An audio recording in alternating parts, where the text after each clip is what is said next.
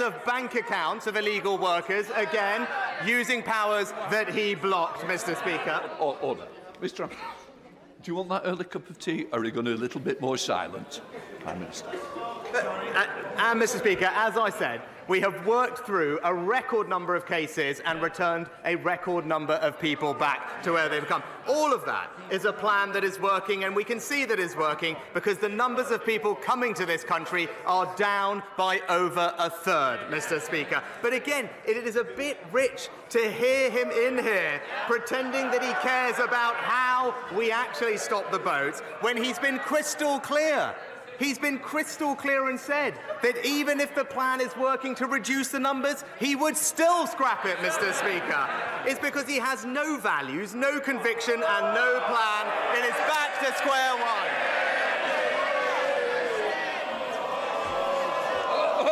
No. Yes. He hasn't got a clue where they are, has he? I can tell you one place they aren't, and that's Rwanda. Because the only people who sent to Rwanda is cabinet ministers. And for all the word, the ridiculous thing is, we know the Prime Minister himself doesn't even believe in this Rwanda gimmick. He had to be talked out of scrapping the whole thing. He didn't want to fund it. He didn't think it would work. When he sees his party tearing itself apart, hundreds of bald men scrapping over a single broken comb, doesn't he wish he'd had the courage to stick to his guns? Well, Mr. Speaker, now, I have absolute conviction that the plan we've put in place will work. Absolute conviction, because I believe it's important that we grip this problem. Now, he spends a lot of his time in this House talking about his time as a lawyer, Mr. Speaker, and I would urge him to listen to them, because Lord Wolfson has said that our bill severely limits the... Four eminent KCs have said that it is undoubtedly the most robust piece of immigration legislation this Parliament has seen, and Mr. Speaker, a former Supreme Court... I want to hear what the Prime Minister's got to say, because it matters to my constituents, those who feel it doesn't matter to those. Please leave, Prime Minister. As I said, Mr. Speaker, four eminent KCs said this is undoubtedly the most robust legislation passed, and a former Supreme Court Justice has been clear that the bill would work. But I know, Mr. Speaker, he's always been more interested in what lefty lawyers have to say, Mr. Speaker. I've even got here the textbook that he authored for them. And it's called, and I quote, European Human Rights Law by Keir Starmer. So... Prime Minister! Prime Minister, when I stand up, please sit down. Can I just say, we don't use props in this House, and I will certainly ensure that if you do need reminding, I certainly will. Keir Starmer. It's such utterly pathetic nonsense. He's been brutally exposed by his own MPs yet again. He's got one party chair who says she hopes the Lords will rip his Rwanda deal to pieces. He's got two more who had to quit because they don't think it'll work. All of them appointed by him, all now in open revolt against his policy, each other, and reality. Is there any wonder they all think this gimmick is doomed to failure when the Prime Minister himself doesn't believe in it? Mr. Speaker, it is rich to hear from the honourable gentleman about belief in something, because it will be news to him. It is actually the case that you can believe in something and stick to that position on this side of the House.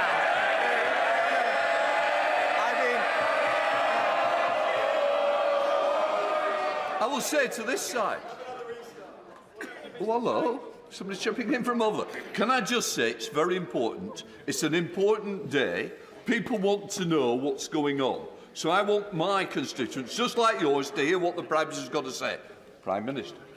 Just this week, Mr. Speaker, we had another example of the honourable gentleman doing one thing, saying another, because this week he backed the Home Secretary in banning the terrorist group Hizb ut-Tahrir, despite him personally using the European Court of Human Rights to try and stop them being banned. And don't take my word for it, Mr. Speaker, the extremists' own press release said, and I quote, "the Hizb ut-Tahrir legal team led by Keir Starmer." Now, I know he doesn't like talking about them because they've been a client, but when I see a group chanting jihad on our streets, I ban them, he invoices them.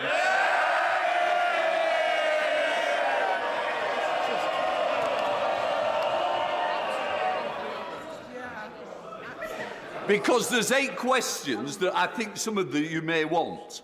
Well, I'll tell you what, there's some's already gone off the list who wanted them. Keir Starmer. Mr. Speaker, if he stuck to his position, he'd be voting with us. He'd be voting with us.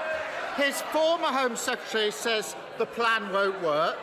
His current Home Secretary calls it batshit. His former Immigration Minister doesn't back his plan.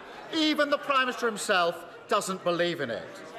And last week, another of his MPs said the Tories should admit that things have got worse since they came to office, that after 14 years they've left Britain less united, the country is a sadder place.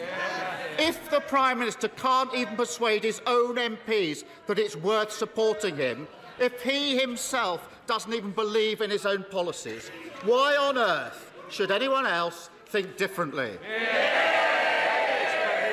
Mr. Speaker, another week when it's crystal clear the honourable gentleman doesn't believe in anything and he doesn't have a plan. Now, while he talks the country down, let me update him on what's actually been happening in the past week. Inflation more than halved from 11% to 4%. Real wages rising. Real wages rising for the 5th month in a row. Last week, rates started falling and millions of people benefited from a tax cut worth £450. So while he takes us back to square one with a £28 billion tax grab, let's stick with a plan that's delivering a brighter future for Britain. Mr. Speaker, it's against the law to silence victims of crime, but that's exactly what the Post Office did through the use of non-disclosure agreements. And this is just the most recent case of NDAs covering up mismanagement, misconduct and even crimes at work. Will my right honourable friend, the Prime Minister, consider banning their use in all severance agreements once and for all? Minister. My right honourable friend is right to raise an important point, and the ability to speak out about things is key to unlocking justice. And while NDAs can have a place, my honourable friend is right to say that they shouldn't be used to stop victims of crime, in particular, getting the justice that they deserve. I can tell her that the Ministry of Justice are carefully considering how to best address this issue, including legislation, and I know that my right honourable friend, the Justice Secretary, will keep the House updated on further progress. Leader of the SNP, Stephen Flynn. Mr. Speaker, when people woke up today in homes that they can't afford to heat, with mortgages that they're struggling to pay, to news that inflation is once again on the rise, they'll have looked to Westminster for answers. And instead they find a UK government which is tearing itself apart over how quickly it can send vulnerable people on a plane to Rwanda. Surely the Prime Minister must understand that the anger that some of his own backbenchers have towards him is no comparison to the anger that the public have towards his party. Prime Minister. Mr. Speaker, if the honourable gentleman did care about supporting working families to pay their bills, to pay their mortgage, why on earth is the SNP making Scotland the highest tax part of the United Kingdom, where the average, Mr. Speaker, not the wealthiest, where the average worker in Scotland is now paying more tax than they do in England? Stephen Flynn. Of course, Mr. Speaker, when it comes to the Rwanda bill, the reality is that if you want to stop the smuggler gangs, you should introduce safe and legal routes. But instead, the Prime Minister is seeking to weaponise some of the most vulnerable people in society. It is straight out of the cruel and callous right-wing extremist playgroup.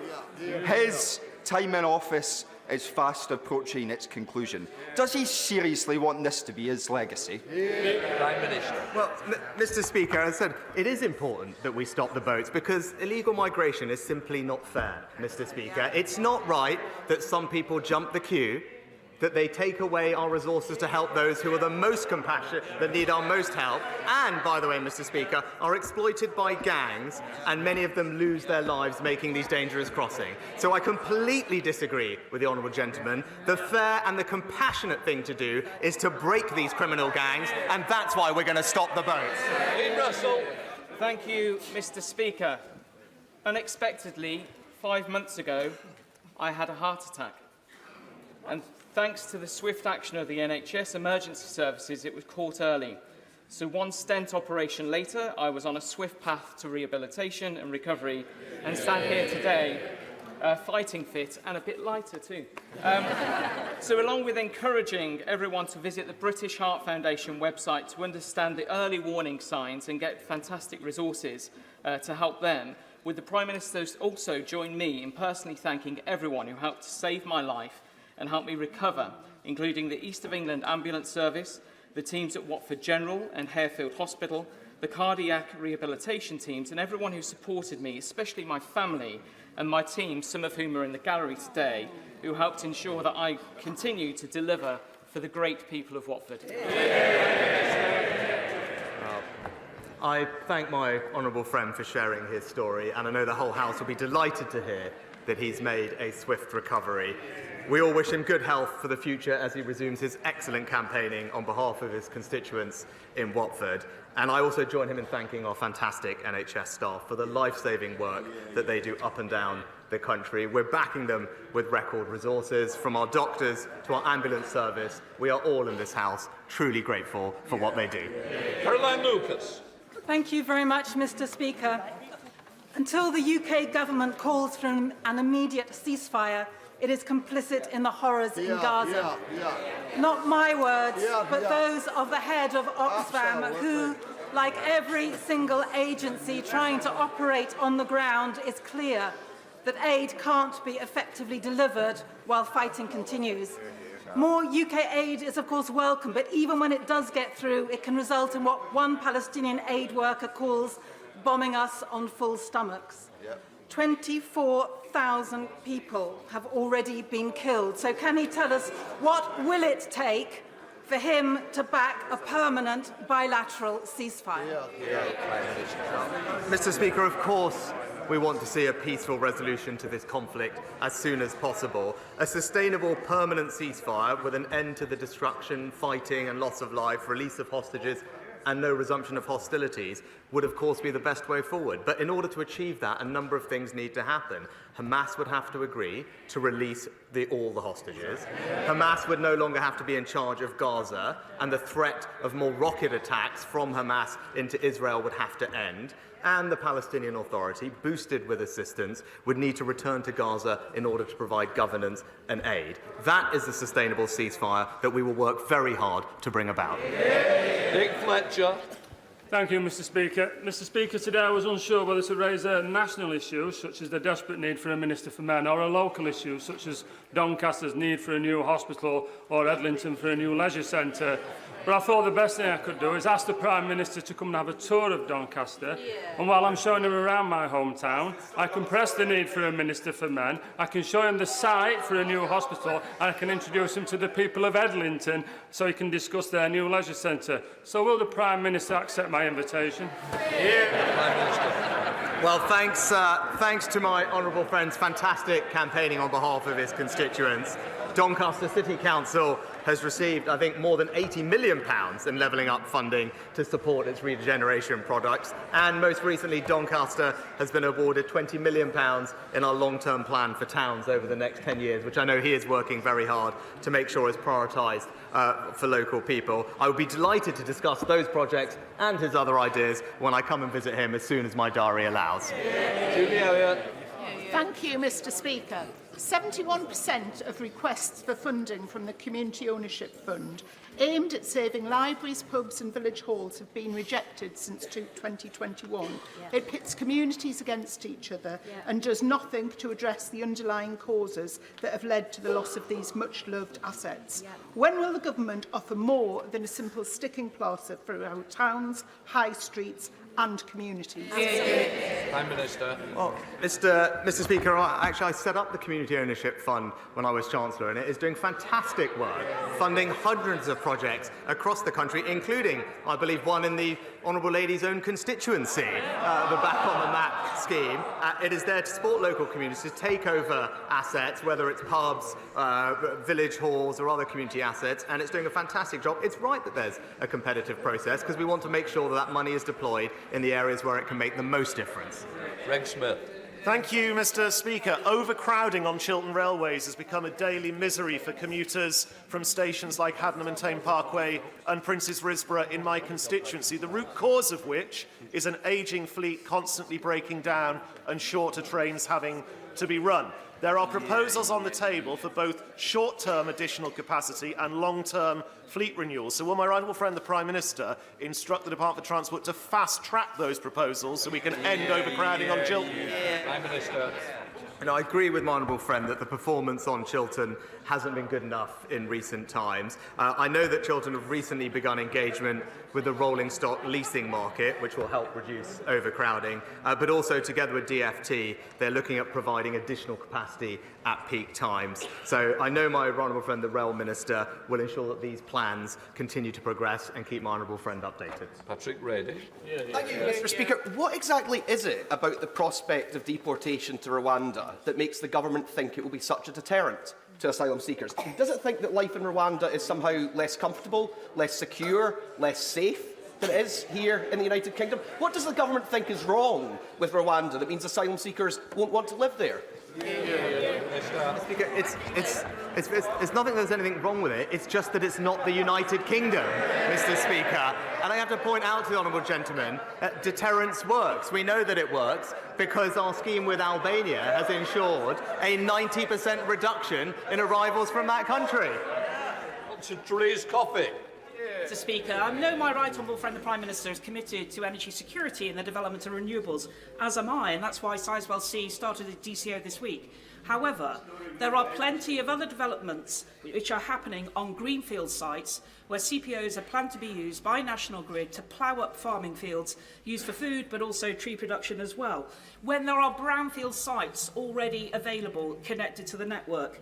National Grid is refusing to publish its study of Bradwell and why they deem it would not be suitable for this connection of offshore wind farms and interconnectors. Will he meet with me to discuss this and other East Anglian MPs and also to use the powers of his office to get that study published? As my honourable friend will know, that planning applications for new infrastructure are managed independently, so I can't comment on specific cases, but I do agree with her that it's important to listen to the views of local communities like those that she represents across Suffolk and East Anglia. I know my honourable friend for Aberdeenshire West was visiting her area recently to mark the commencement of the project at Sizewell C, and I can assure her that relevant ministers will continue to pay close attention to her concerns. Stevens. Thank you, Mr. Speaker. The Leader of the House last week correctly described the contaminated blood scandal as on another level compared to other scandals. Now that Sir Brian Langstaff has announced today the publication of the final report of the infected blood inquiry, he reminds us, Mr. Speaker, that his principal recommendation remains that a compensation scheme should be set up with urgency and that no one should be in any doubt about the serious nature of the failings over more than 6 decades that led to catastrophic loss of life and compounded suffering. Prime Minister, over 100 parliamentarians wrote to you this week, so can you tell us now when those affected will be paid compensation for their loss? Mr. Speaker, I'm acutely aware of the strength of feeling on this issue and indeed the suffering of all of those impacted by this dreadful scandal. I gave evidence to the inquiry last year, and as I said then, I recognise the suffering that thousands have experienced over decades. He will know that the Minister for the Cabinet Office updated Parliament on this towards the end of last year. He'll know it's a highly complex issue. Interim payments have been made in some cases, and we are committed, absolutely committed, to responding to the final report as quickly as possible following its publication. Robert Neal.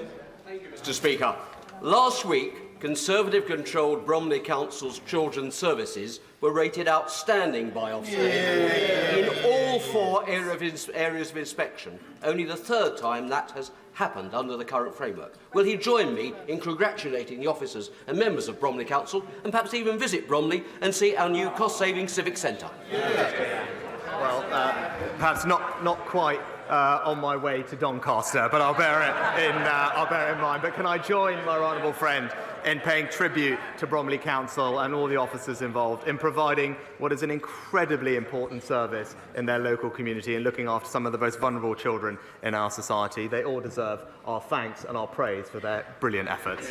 Dr. Rupert. Thank you, Mr. Speaker. HS2 promised to transform intercity travel and my seat where Old Oak Common will be one day. But after Leeds and Manchester were ditched, its London end's now in doubt. Could the PM today commit to ensuring it at least reaches Euston, or is he intent on stopping all transport forms, except private jets, maybe? Prime Minister. I think her leader might have something to say about the forms of transportation, Mr. Speaker, and perhaps on HS2 as well, because I still haven't actually heard from him his position on the whole subject. But we have, Mr. Speaker, I would say Old Oak Common is destined to be one of the foremost stations in the country because of the stationment and the extra connectivity that it will have across London as the initial terminus for HS2 trains. And as we said at the announcement, we are working with the private sector, as we have done in other developments in London, to raise private money, save the taxpayer money, and deliver the connection to Euston as planned. Thank you, Mr. Speaker. I've just got back from the inaugural Women's Health Summit. During the summit, it was announced that the specialist maternal mental health services will now be available to women in every part of England by March. This is particularly pertinent for me after one of my constituents, Jessica Cronshaw, passed away whilst pregnant with her baby Elsie after suffering with severe pregnancy sickness, hyperemesis gravidarum. So can I thank the government for following through with this important reform and push him to keep going with the spirit of this reform so our NHS is fit for women in the future? Prime Minister. Well, can I thank my honourable friend for raising this matter, and I know the whole House will want to convey our sympathies to Jessica's family, but I'm pleased that the reforms that we are making will make a difference to women across the country in the future. We're committed to our women's health strategy, and I'm grateful that for her support and, again, her advice and ideas so we can ensure it delivers the care that we want it to across the country. Andrew Gwynn. The Conservative candidate for the Wellingborough by-election yesterday revealed that the Conservative Party had offered her a deal to be the candidate if the previous member, her partner, stood down without a fuss. The Prime Minister said just last week that candidate selection is all done locally within his party. So would he now like to deny that this secret deal was offered? Mr. Speaker, as I said last week, in our party, candidate selection is done locally. James Gray. Mr. Speaker, would my right honourable friend the Prime Minister agree with me that a remote rural hotel is just the wrong place to house asylum seekers and refugees from their point of view? And will you therefore join me in thanking the Home Secretary for announcing yesterday that the Wiltshire Hotel outside Rolwyn Bassett is in fact to be returned to its proper purpose in April? Minister. Well, I thank my honourable friend for the question. He's absolutely right. The use of hotels is unfair, and also it's unfair on local communities and also costs taxpayers £8 million a day. And that's why our plans to reduce the number of people coming has meant that we could close the first 50 hotels across the country, with more to follow. And I thank the Home Secretary and his team for their efforts. But fundamentally, the only way to resolve this once and for all is to implement our Rwanda scheme so we can have a working deterrent, and that's how we will stop the boats. Charlotte Nichols. Thank you, Mr. Speaker. I've been contacted by desperate constituents who have rung every single pharmacy within a 50-mile radius of Warrington and still haven't been able to access their medication for ADHD.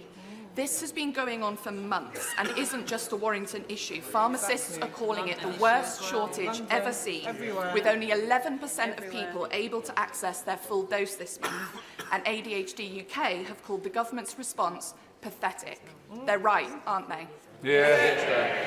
So I'm very sorry to hear about the situation in the Honourable Lady's constituency, but the Health Secretary obviously heard what she said and is in touch with the relevant drug bodies to make sure we can have the provision of ADHD medicine to all of those who need it.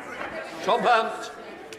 For around a decade, over 200 of my constituents in the Mill complex in Ipswich have been caught in the cruelest form of limbo. There's deep structural problems with the building and cladding problems. A few years ago, they got about £50 million out of court settlement to make a contribution towards the cladding cost. The freeholder, NAMA, the Irish financial entity set up after the Irish banking crisis, ran away with that money, putting my residents and my constituents back in square one with little to no hope.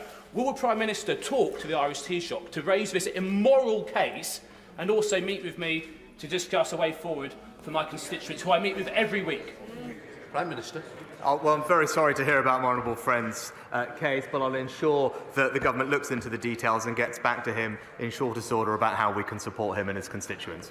Martin Doherty's close question. Number 10, Mr. Speaker.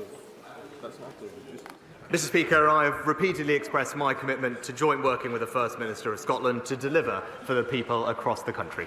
Martin Doherty. I'm grateful for that answer, Mr. Speaker. While there's rightfully been much attention paid to the Post Office Horizon scandal, there is another shocking example of government and private sector collusion that began under the last Labour administration and continued under the Tories. Mr. Speaker, almost 200,000 mortgage prisoners who borrowed with high street lenders such as Northern Rock have become trapped after the portfolio was sold off to foreign entities like Topaz Finance and Heliodor, who have been creaming off extortionate revisionary standard variable rates essentially since 2008, leaving even those who kept up with payments in danger of having their home repossessed. 200,000 aspirant homeowners have had their dream taken away from them. So can the Prime Minister, instead of playing catch-up with like he is doing with the Post Office scandal, meet with me and campaigners to discuss what more can be done for mortgage prisoners? Mr. Speaker, I am familiar with the situation for mortgage prisoners and something I worked on as Chancellor, and I know the Treasury and the current Chancellor have been engaging with campaign groups and others to find ways to resolve it. It's not an easy situation to fix overnight, but there are things that are being looked at as we speak. Douglas Ross. Mr. Speaker, yesterday the Scotch Whisky Association published a report looking at the economic impact of the sector, not just in Scotland but across the whole of the UK. Some of the highlights included that in 2022 they generated £7.1 billion in gross value added, £2.1 billion has been invested in capital projects between 2018 and 2022, and 41,000 jobs are supported by the sector in Scotland, including 1 in 9 in my Murray constituency. Does the Prime Minister agree that supporting the Scotch whisky industry in the forthcoming spring budget and beyond is a correct priority for this government?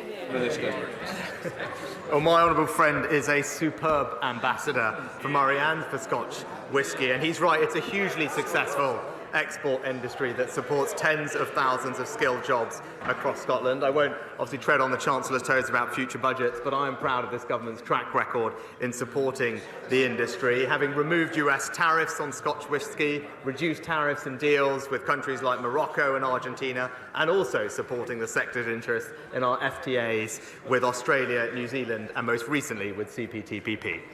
Peter Dowd.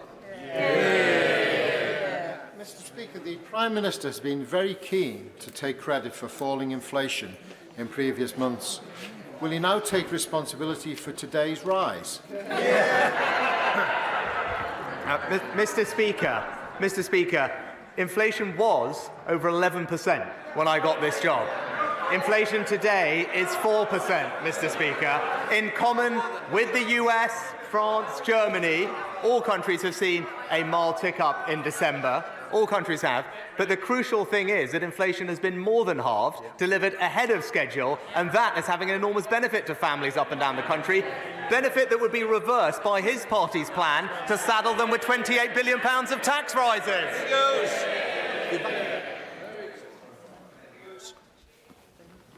Mr. Speaker, I'm a keen park runner in Walsall, but I'm also part of the core team of volunteers that recently brought parkrun to Tamworth.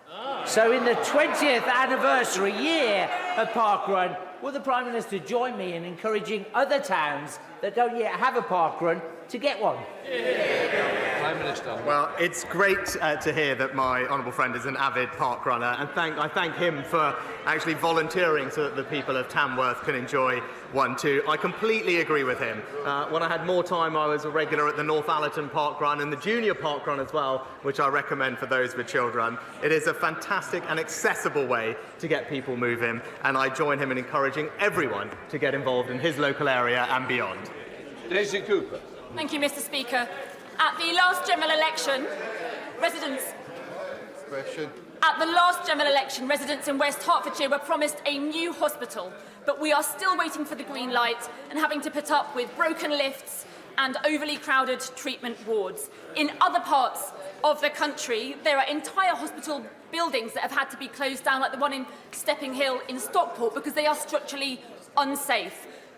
From broken promises on new hospitals to the backlog of repairs, people are sick and tired of waiting. So can the Prime Minister tell me, by the time of the next general election, how many of the broken hospitals will be fixed, and will my residents be able to point to a single spade in the ground? Yeah. Well, Mr. Speaker, we're investing record sums to not just deliver 40 new hospitals across the country, but 90 different hospital upgrades. And she'll be familiar with the plans, I hope, at West Hertfordshire Trust to develop a new emergency and specialty care facility at Watford General, including women's and children's services. It will make an enormous difference to residents in the area. Leave it. Thank you, Mr. Speaker. A recent BBC News article raised fears that Blythe could become a ghost town, as we see our shopping centre closed to be replaced by a new higher education facility.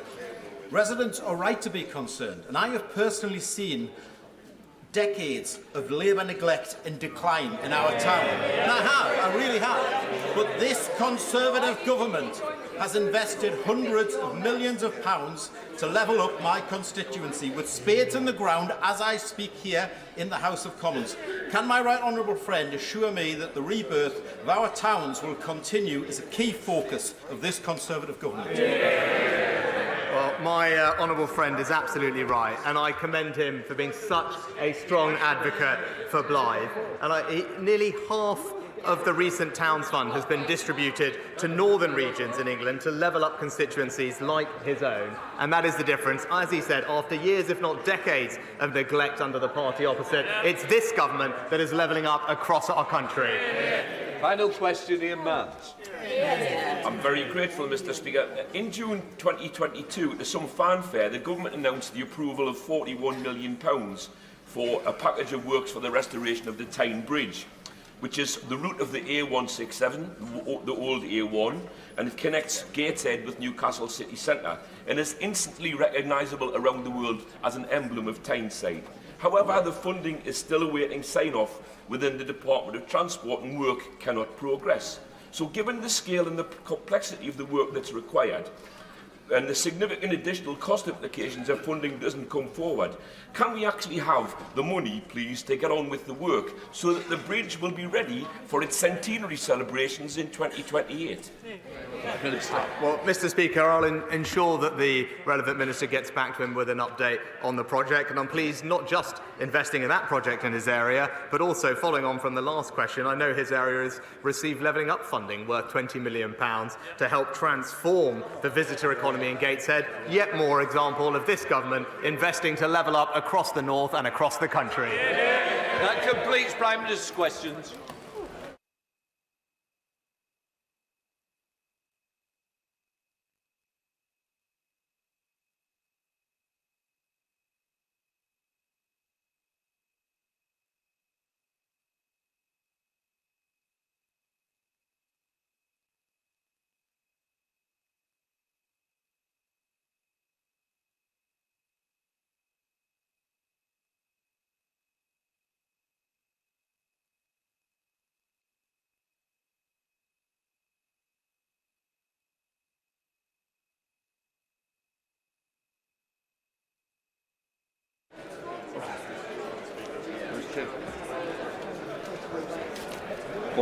Point of order, Dame Diana Johnson. Mr Speaker, further to the question asked by the Honourable Member for Glasgow South West and the announcement this morning by Sir Brian Langstaff about the report on the infected blood inquiry now being scheduled for publication in May, the Honourable Member also raised that Sir Brian said very clearly in his comments this morning, my principal recommendation remains that a compensation scheme should be set up with urgency, and he made that recommendation in April 2023. The Prime Minister did not respond to what Sir Brian has said this morning, and I wondered whether, Mr Speaker, you'd had any indication there'll be a statement from the Cabinet Office to set out what they are going to do about complying with the recommendations made by Sir Brian. Can I just first of all say this is a very important issue, and I do know that the Honourable Lady has certainly campaigned all the way through to ensure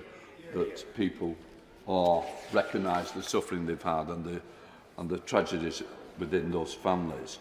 What I would say is I'm not responsible for the Prime Minister's answer, and I would say is I've been given no notice that a statement is coming.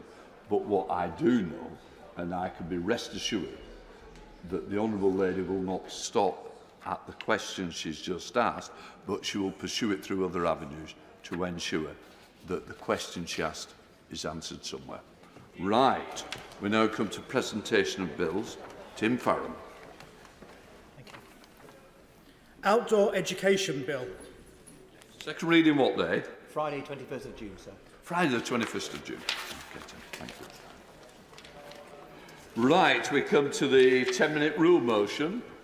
I call Caroline Lucas.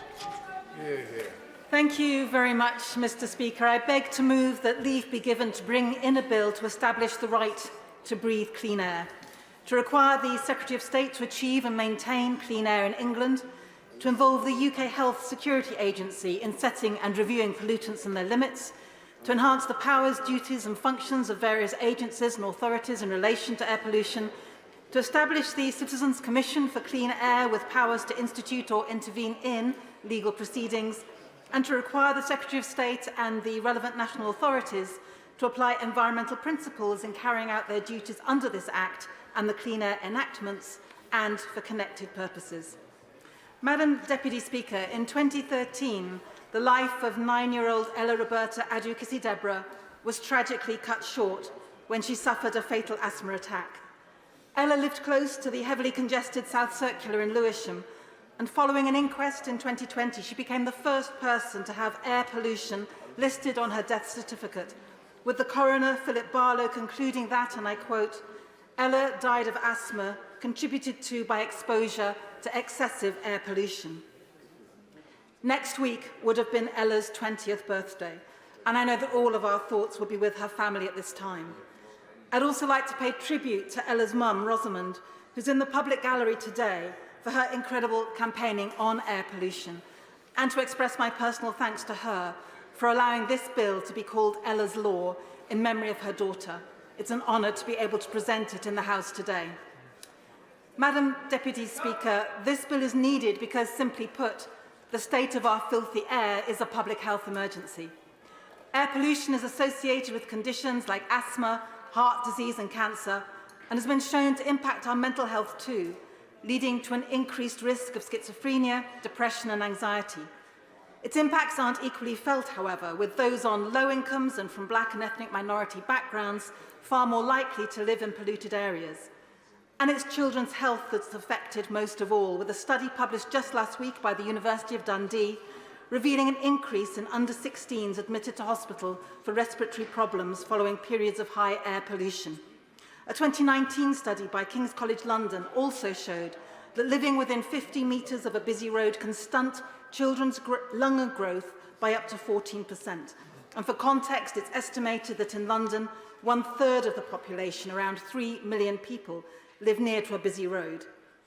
It is therefore profoundly shocking, but perhaps not entirely surprising, that the UK has one of the highest rates of asthmatic children across Europe, with 1 in 11 young people living with asthma. It's been calculated that cleaner air could prevent up to 43,000 avoidable deaths in the UK each year. And it could save the public purse billions as well. Estimates of the public cost of air pollution total as much as £20 billion each year, including the impact on social care and on our crumbling NHS. So it could not be more urgent that the government takes action to clean up our air and protects lives both now and in the future. Yet despite their current approach being vastly insufficient, ministers remain bullish in defending their efforts. Indeed, last year, the Prime Minister himself told me, and I quote, "We are confident that the measures we're putting in place are not only legally binding, but world-leading in tackling air quality." And he went on to say that the Environment Act provides, and I quote again, "the capability, accountability and ambition needed to make all the effective interventions to drive down air pollution." And yet the reality is that the Environment Act did very little to help deliver clean air, and it is certainly not world-leading. And the environment target that did get made under it to reduce levels of PM 2.5 to 10 micrograms per cubic metre falls short of the new WHO guidelines for 5 micrograms per cubic metre, and it could certainly be achieved far earlier than the government's target date of 2040. Indeed, when Professor Frank Kelly from Imperial College London, an advisor to the World Health Organization on health and pollution, recently gave evidence to the Environmental Audit Committee, he said very clearly that, and I quote, "Our studies show that 99.8% of the UK could achieve a figure of 10 micrograms per cubic metre by 2030, and the 0.2% that could not were certain hotspots in London, which again, if you took extra measures, you could probably eliminate as well." Professor Sir Stephen Holgate from the University of Southampton and Special Advisor on Air Quality to the Royal College of Physicians subsequently wrote to the committee to confirm that this change would result in around 20 fewer infant deaths each year. 20 fewer lives lost, 20 families saved from unimaginable heartache. And so with the Mayor of London having already committed to delivering on this more ambitious target, and with such significant benefits, it is incumbent on ministers to explain why the current legal limit remains so unambitious. And they must urgently set out how they're going to meet the new WHO guidelines, which have halved the limit for PM 2.5 to 5 micrograms per cubic metre in response to the marked increase in evidence showing how air pollution affects current different aspects of our health. In the words of the Chief Medical Officer, Professor Chris Whitty, we can and should go further, and it is technically possible to do so. So the Clean Air Human Rights Bill, or Ella's Law, would set out an entirely new approach to delivering clean air in England. First, it would enshrine the human right to clean air precisely and explicitly in English law, thereby transforming decision-making by public authorities by requiring them to consider clean air alongside other rights under the Human Rights Act. It will be a step towards incorporating the 2022 resolution adopted by the UN General Assembly, which recognises the human right to a clean, healthy and sustainable environment. It follows a one air approach that encompasses the health and environmental impacts of air pollution and greenhouse gases.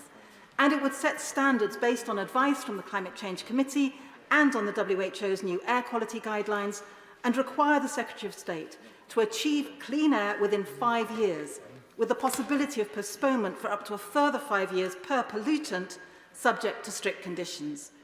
Now, the Environment Agency and the Climate Change Committee would be required to review the pollutants and the limits annually and advise the Secretary of State if they need tightening.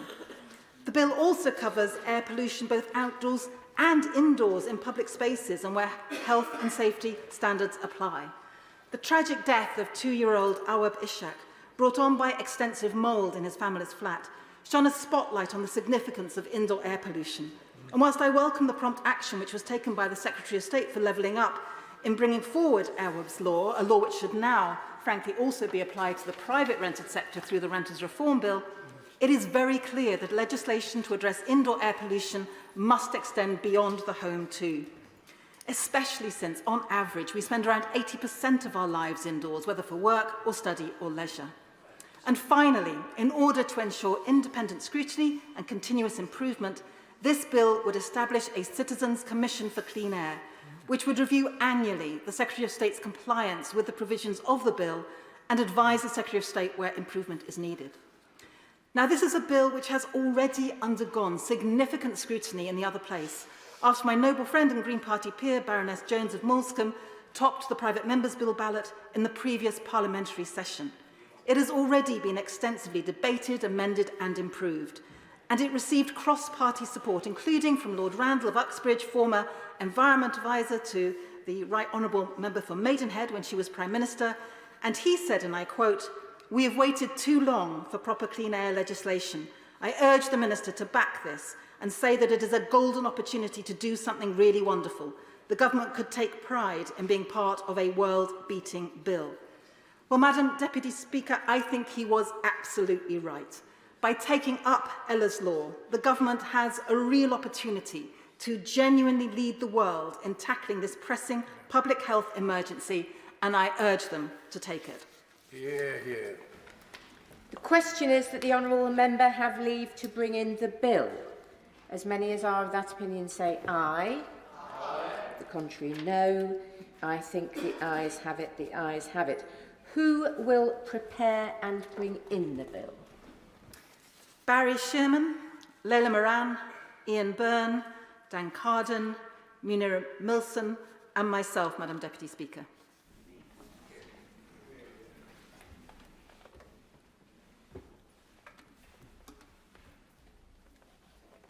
Caroline Lucas.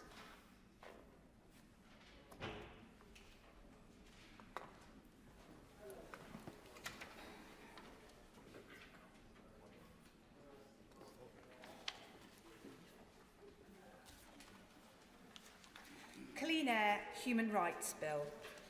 Second reading what day? Friday the 14th of June. Friday the 14th of June. Thank you. The clerk will now proceed to read the orders of the day. Safety of Rwanda Asylum and Immigration Bill Committee. No. Order.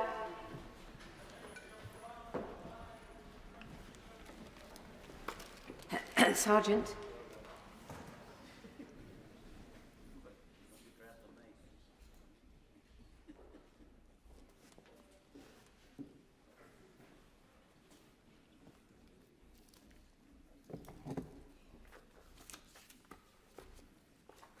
Order. Safety of Rwanda Asylum and Immigration Bill. I remind members that in committee, members should not address the Chair as Deputy Speaker. Please use our names when addressing the Chair. Madam Chair, Chair, Madam Chairman or Mr Chairman are also acceptable. We begin with Amendment 11 to Clause 3, with which it will be convenient to consider other amendments to Clause 3. Clause 3 stand part, amendments to Clause 5, Clause 5 stand part, Clause 6 stand part, amendments to Clause 7, Clause 7 stand part, amendment to Clause 8, Clause 8 stand part, amendments to Clause 9, Clause 9 stand part, Clause 10 stand part, all remaining new clauses, amendments to Clause 1 and Clause 1 stand part as set out in the selection paper. I call Robert Jenrick to move Amendment 11. Well, thank you, Dame Rosie. And I know that my right honourable friend said he didn't watch box sets, but here we are once again for the next episode of this drama. It's also the most important one of all, because this is likely to be the final opportunity for this House to consider this bill. Does it work? Will we be able to stop the boats? Can we secure our borders? As members on all sides of this House know, I feel passionately that illegal migration is doing untold damage to our country, and we have to make sure that this bill actually does the job. I want to speak to two amendments, but one in particular, and that is the one with respect to Rule 39. And let me say at the outset of this debate that I don't believe that our membership of the European Convention on Human Rights is sustainable. I think that will become clearer and clearer to the British public in the months and the years ahead. But that's not the purpose of my amendment today. It's not the subject of this debate. That's a discussion for another day. What we're discussing here, I'll give way in a moment, but what we're discussing here is whether or not we believe it is appropriate for a foreign judge in an international court to impose a late-night judgment, often without the United Kingdom being able to give its own arguments or to hear the reasons for that judgment, whether we think that really accords with the rule of law, and in particular, relationship to this policy, whether we are willing to see the same thing happen again that did in the summer of 2022, whereby a judge did just that, grounded the flight, prevented the policy, led to months, indeed years of legal action, and tens of thousands of illegal migrants breaking into our country, costing our taxpayers billions of pounds, imperiling lives in the Channel, and perpetuating this challenge for years to come. I'll give way to my right honourable friend. I'm happy to support my right honourable friend's amendment tonight, as I did last night. I'm on the Council of Europe, so I take quite a lot of interest in this. And there is established legal principle that, in fact, the judge was acting ultra vires in 2022, that it was not in his powers to do it. And there is also established legal opinion that our government could actually have ignored it. So how does this relate to his amendment now? Well, I'll come on to exactly the points that he's making. They're fair and important ones.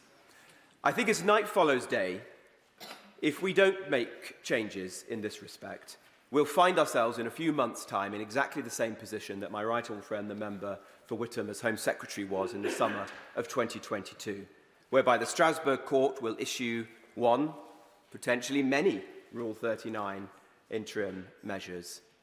The decision will fall to a minister, perhaps my right honourable friend, the Minister for Illegal Migration, and other colleagues within government about what to do.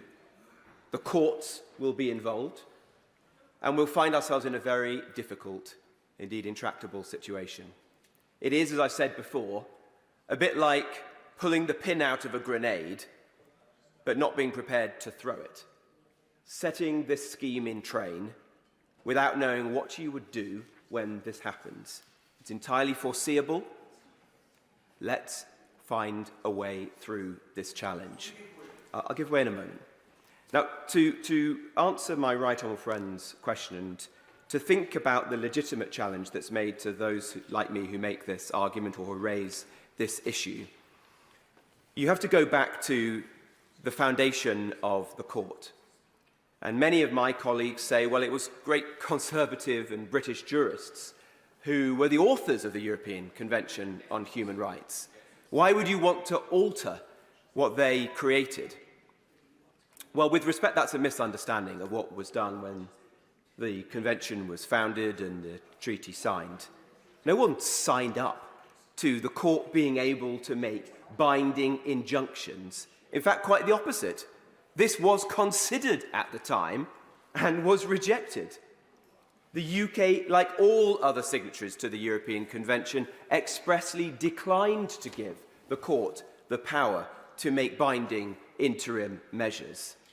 This was something that was created by activist judges in 2005 in response to a particular case, which was the Mamat Kulov Askalov versus Turkey case in 2005, whereby the court conferred upon itself a power which was not given in the treaty.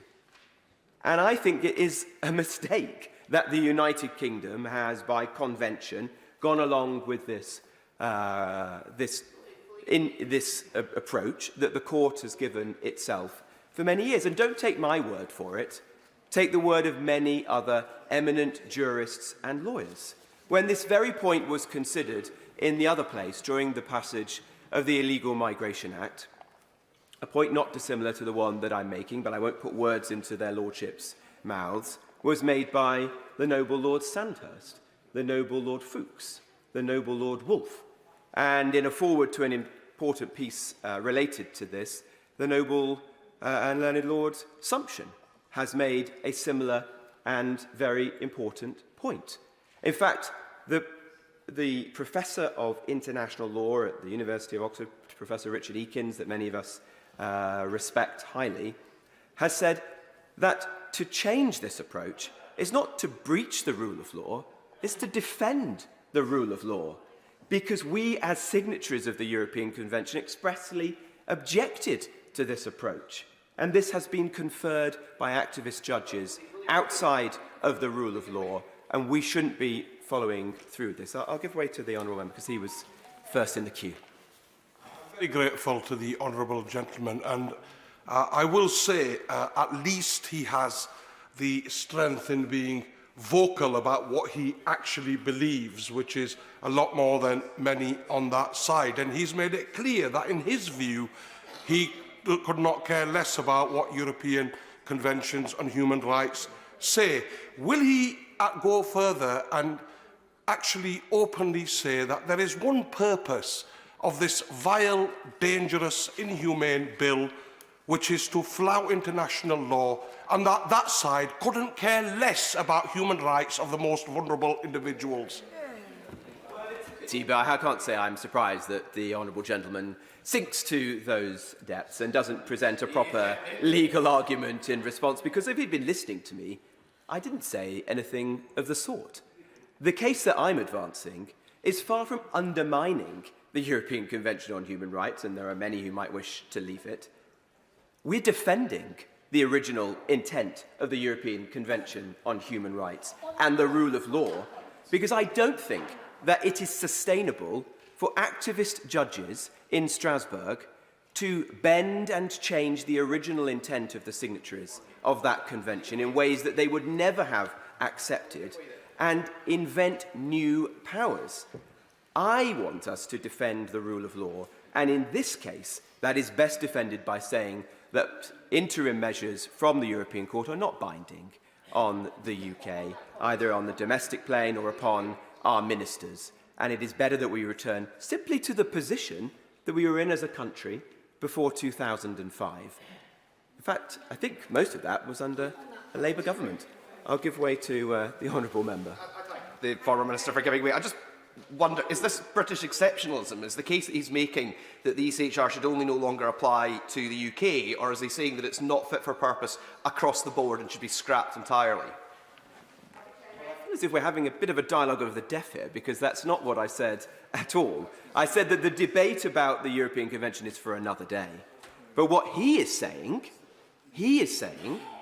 that the decision of the Strasbourg Court in 2005 to confer upon itself, without seeking the consent of any of the signatories of the Convention, that it should be able to impose interim measures, injunctions, upon other countries which are binding, is the right way forwards. And indeed, that those injunctions should be able to be made at the 11th hour, in the middle of the night, without giving reasons, without asking for our own arguments, without even naming which judge was behind that. I think that poses very serious rule of law questions and is a reason why conventions such as the European Convention are increasingly out of step. I'll give way to my right honourable friend. My right honourable friend, of course, is right, and that contradicts custom and practice over a very long time indeed. What was the accepted basis for the rule of law in this country? He cites Lord Sumption and Lord Wolfe, but he might have cited A.V. Dicey, who established long ago as a constitutionalist, supported by Lord Denning and many others after, that the relationship between the rule of law in this place is that a polity makes laws because it has the legitimacy to do so, conferred on it by the people, and it can change laws, and that, frankly, means that this House is supreme. That doesn't in any way underestimate the significance of international agreements and treaties, but it does affirm the significance and sovereignty of this House. I entirely agree with my right honourable friend, and let's move forwards and see what. Well, I'll give way to the honourable lady, but then I'll continue my argument. For giving way, because as somebody who has served on the Council of Europe and was proud to do so because of the United Kingdom's history in setting it up to protect citizens from overbearing governments, I think it is worth to look at the actual data on interim measures. So for the 3 years that we know about, in 2019, there were 82 requests made to the Strasbourg Court for interim measures against this government. 0 were granted. In 2020, 47 made, 2 granted. In 2021, 51 applications against this government, 5 granted. So that's just 7 out of 180. Is he really suggesting that this government gets things right all the time, that there should be no capacity to legally challenge them, even when irrevocable harm is on the agenda. Making, and once again, the Honourable Lady isn't listening. The point I'm making is not about the virtues or otherwise of our membership of the European Convention on Human Rights. I've said that that is a matter for another day. The discussion on this amendment is simply whether or not we believe it is right that the Strasbourg Court should confer upon itself, without our consent, the ability to impose binding injunctions. There's a separate question, not unrelated, as to how those injunctions are made, and I think most of us, I'd like to believe, would agree that doing them late at night with an unnamed judge without giving reasons raises serious rule of law questions. Perhaps the Honourable Lady disagrees with that. But the purpose of this amendment is to enable us to return to a position that, yes, of course, the Honourable Lady has her clip for social media now, so the rest of the debate is largely irrelevant. But I'll give way to I'll give way to the Honourable Lady. I want to address the point of law about the court in Strasbourg. The difficulty with the argument he's making is this, is it not? That under the scheme of the Convention, the court is the body that determines the meaning of the Convention. And not just in the case, the 2005 case, but consistently thereafter, the court has held that failing to comply with interim measures amounts to a breach of Article 34 of the Convention. Now, that's the legal difficulty with his argument, is it not? No. Maybe a good faith disagreement between the Honourable Lady and I, but I don't believe that international bodies and courts should be able to grow organically as a result of the decisions of activist judges. I think this is a matter of the rule of law and of parliamentary sovereignty. And we in the United Kingdom chose to be signatories of the European Convention on Human Rights. I don't think it's correct that the court gave itself this power in 2005. Now, let me return more directly to how this relates to this policy. So, firstly, let's cast our mind back to the summer of 2022. An interim measure came via a Rule 39 interim measure was imposed by the court. This grounded the flight and prevented us from proceeding with the policy. Do we think that anything has changed in the months and years that have passed? My conjecture is no. We will be in exactly the same position in a few months' time unless we take action. In the Illegal Migration Act, we included a provision which merely restated the orthodox constitutional and legal position that, in theory, it is at the discretion of a minister as to whether or not to comply with a Rule 39 interim measure. Belying that was the government's legal advice that, in its opinion, which I believe to be erroneous for the reasons I've just described, it would be in breach of international law to do so. The Attorney General and the Government Legal Service, therefore, as far as I'm aware, continue to advise ministers and civil servants that a decision not to support a Rule 39 interim measure would be illegal and would be in breach of the Ministerial Code. In fact, my best recollection of that was that no minister should give any indication that they would ignore a Rule 39 interim measure. The Attorney General's position, as I understand it, is that there is a very small number of cases in which it is conceivable that one could do so. But that's a vanishingly slim number of cases and situations. So were that situation to continue, as night follows day, we'll find ourselves in exactly the same situation we were in the summer of 2022. I don't want to be in that position. And I think it would be a huge breach of trust to the British public if we knew something was likely, if we've watched this train speeding down the tracks but moving slowly towards us. We've had ample opportunity to resolve this issue, and we've chosen to do absolutely nothing. We've kicked the can down the road. There's no more road. At the end of the road, there's a precipice. We're moving forward with a scheme, but we don't know how to implement it. We're pulling the pin out of the grenade, but we haven't got the guts to throw it. What we need to do is resolve this. And the way to resolve it seems to me to be quite simple. The government could accept the amendment in my name and that of many, many others. To do so is not to say that we're leaving the European Convention on Human Rights. There are respectable international law arguments behind the amendment. I would wager that the government would have no difficulty finding senior KCs and former judges in the other place who would support my position and its position if it chooses to adopt it. It could change some of the minor documentation that accompanies this, like the Civil Service Code and the Ministerial Code, but I wouldn't place too much emphasis on those.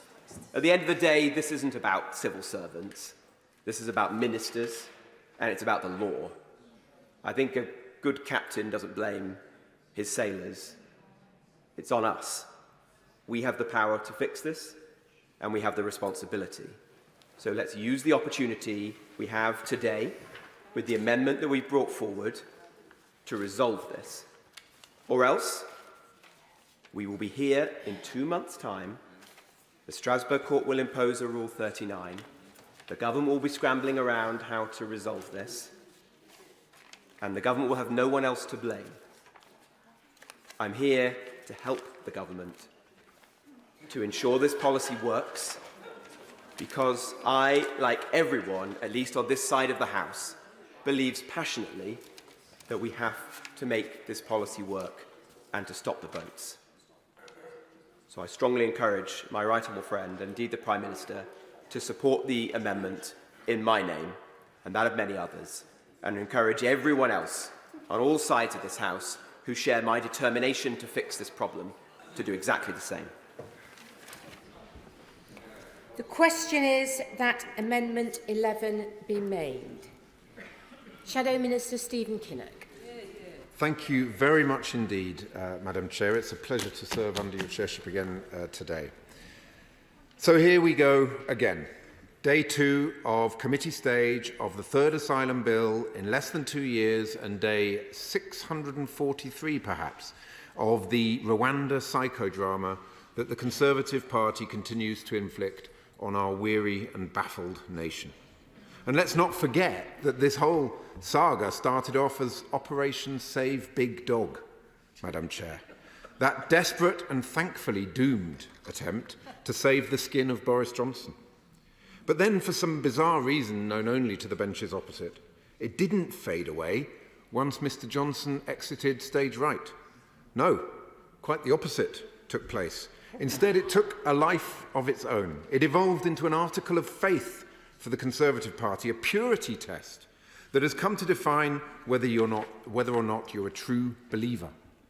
And so vast quantities of political capital and untold amounts of government time, resources and energy have been squandered on a policy that at most might possibly one day enable the transfer of a few hundred asylum seekers to Rwanda. It truly is an extraordinary state of affairs, Madam Chair. And meanwhile, out there in the real world, food bills are spiralling, mortgages are going through the roof. There are 7.8 million people on NHS waiting lists. Raw sewage is being pumped into our rivers, and at least 30,000 people risked life and limb to cross the channel on small boats. And nothing in this bill will address any of the challenges that I've just outlined, not even that last one. As I said yesterday, the Rwanda plan is extortionately expensive, with £400 million on its way or committed to the government of Rwanda without a single asylum seeker ever being sent there. And in addition to that vast sum, it will cost at least £169,000 to send each individual asylum seeker to Rwanda, probably far higher than that, but the government is refusing to come clean on that point. It's also unworkable because there is no evidence that sending just a few hundred asylum seekers will deter the tens of thousands who are crossing the channel each year. Desperate people who have risked life and limb crossing continents to escape from violence and persecution are not going to be deterred by a less than 1% chance of being sent to Rwanda. And, of course, we know the scheme, in addition to being unaffordable and unworkable, is unlawful as found by the Supreme Court due to Rwanda not being, as it stands, a safe country. And yet here we are again, being forced to indulge the fantasies, fixations and psychodramas of the benches opposite. I will be That's the narrow legal point. Does he think that it was right for a Strasbourg judge to impose an injunction in the night on his own without giving the British government the chance to make their case? Does he think that was right? Well, what we are seeing is a complete shambolic incompetence in the asylum system. And if cases are not made clearly and are open to legal appeals will come, and in some cases those legal appeals will succeed. On the broader point, the reality is that the United Kingdom is party to a number of international agreements and conventions, and that reality is extremely important to our national interest, and in many cases strengthens our sovereignty and not weakens it. So we on these benches are absolutely clear that politics is about choices, and when you look at the bigger picture in terms of our country's place in the world, it is absolutely clear that our sovereignty and our national interest is strengthened, not weakened, by being party to these international agreements and conventions. But, Madam Chair, I'll just make a little bit of progress and I'll come back. What is also deeply troubling is that every day seems to bring a new example of the tail wagging the dog. Because we now hear the Prime Minister is assembling 150 judges and 1,000 staff to fast-track Rwanda cases through our courts. Sorry, what? Does the Prime Minister know that under his leadership and on his watch, the Crown Court backlog in this country is at a record high of 65,000, victims of serious crime regularly waiting more than 2 years for their day in court so they can seek justice against their perpetrator, completely and utterly broken system due to 14 years of Tory incompetence and indifference. And yet the Prime Minister clicks his fingers and is glibly apparently able to magic up 150 judges and 1,000 staff. Where on earth have these 150 judges been hiding all this time, Madam Chair? Are they going to be new recruits, or are they currently working? And if the latter, are they going to be told to drop everything and transfer themselves to dealing with asylum cases? I trust that the Minister will be able to answer these questions today, Madam Chair, but I'm not holding my breath. But regardless of the operational issues, just imagine the impact the Prime Minister's glib announcement yesterday would have on you if you were the victim of rape, who has been languishing for years in our broken judicial system. Just imagine the anger and the disgust you would feel at the spectacle of a Conservative Prime Minister sacrificing your fight for justice on the altar of his desperate attempt to cling to power by appeasing his backbenchers. What an utterly shameful and shabby way for the Prime Minister of our country to behave, Madam Chair. And I will give way to the honourable gentleman. I'm very grateful to the Shadow Minister for giving way, and particularly on the point that he raised about choices and political choices in this. He is valiantly opposing this bill and he voted against it at second reading, just as I did. But does he recognise that, given that this is the last session of this Parliament, that the Parliament Act cannot be engaged and there's plenty that will take place in the other place? The only way the Safety of Rwanda bill becomes law is if Labour make the political choice to say that fighting it and frustrating it any longer is not in your interest. But, well, I thank the honourable member for his comments, but we have made absolutely clear that this bill is unaffordable, unworkable and unlawful, and we on these benches will never support any piece of legislation that is guilty of those three sins. So it is as clear as crystal to us that we will, with pride, we voted against it at second reading. With pride, we voted against the amendments that would just make it even worse. And with pride, we will be voting against this bill at third reading. I will give way. I'm very grateful to my honourable friend, and he absolutely makes the right point with regards to the issue around the purpose of this bill. And let's not forget that there is only one purpose of this bill. And would he agree with me that this is one of the most flagrant attempts we've seen at directly flouting international human rights law, and that's the only purpose of the bill before us today.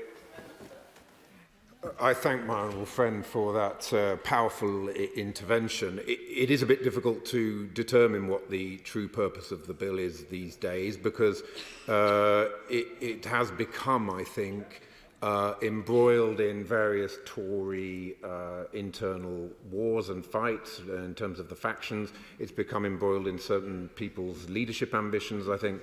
So it's not that easy to discern what the true purpose of the bill is. But one thing we do know is it will not stop the Tory small boats chaos. That is the chaos that has to be stopped. The people smuggler gangs are trading in human misery. They must be stopped. But we need practical, sensible, pragmatic measures rather than the headline-chasing gimmicks that we have seen from this government over the last years and months. But of course, the irony, I will give way in 1 second, the irony of the announcement yesterday about the judges was, by definition, it's an admission of failure, because it is a recognition of the fact that the bill before us today will fail to prevent the legal challenges and appeals that the judges are going to be working on.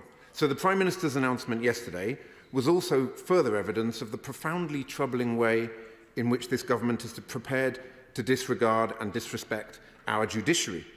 And I would urge members on all benches to take careful note of what Sue Carr, the Lady Chief Justice, told Parliament's Justice Committee yesterday, and I quote, "I'm afraid that this headline draws matters of judicial responsibility into the political arena. Matters of deployment of judges, the allocation of work for judges, and the use of courtrooms is exclusively a matter for the judiciary, and more specifically, a matter for myself and the senior president of the tribunals. It's really important that people understand that clear division. There speaks a true democrat, Madam Chair." Minister for giving way. The Shadow Minister will know that it is our view on this side that this problem cannot be comprehensively tackled without a deterrent. I can't think of any examples around the world where it's been tackled without a deterrent. Right. I know the Shadow Minister has spoken before about safe and legal routes, and I've asked him questions before about whether he thinks the numbers associated with these safe and legal routes should be capped or whether they should be uncapped. Has the Shadow Minister had thought about what the cap level would be? What would be the number? Well, I thank the honourable gentleman for his intervention. It's clear that in order to stop the Tory small boats chaos, we have to smash the criminal smuggler gangs. That will be done through enhanced cooperation with European partners and allies. A crucial part of that is, of course, the Shadow Home Secretary and the Leader of the Opposition visited Europol recently. Hugely important that we get better data sharing, cooperation with European authorities, Europol, Frontex, in order to be able to smash the criminal gangs upstream. As I will go on to say in my remarks, the more you jeopardize cooperation with our European partners and allies by threatening to leave the European conventions, the more difficult you make it to have that European cooperation, and therefore you undermine your own ability to deter the criminal smuggler gangs. If you were looking for a definition of counterproductive legislation and policies, this would be the one that you would go for. I'll give way to the gentleman. Very good point about cooperation. And he's right, the only way you can tackle this problem is by a suite of measures under umbrella policy. But an important part of that, as my honourable friend just described, is deterrent. Because the criminal gangs that he described, their brand, their marketing message is you'll get to Britain and never leave. And sadly, that's been too often the case, has it not? Well, I thank the honourable gentleman, and as I said yesterday, there are pragmatic, sensible things the government has been doing that we support. The Albania deal, for example, fully supported by ourselves on these benches, and the fact that removals to Albania are facilitated by that deal has acted as a deterrent. It's led to a clear decrease in the number of Albanians trying to come over. Why doesn't the government do more of that? Do the pragmatic, sensible stuff, rather than being sucked into endless bun fights about this Rwanda deal, which is unaffordable, unworkable and unlawful. It's a question of priorities, that's what I would point out to the honourable gentleman. When a government has limited time, resources and energy, focus it on the stuff that works rather than on the headline-chasing gimmicks.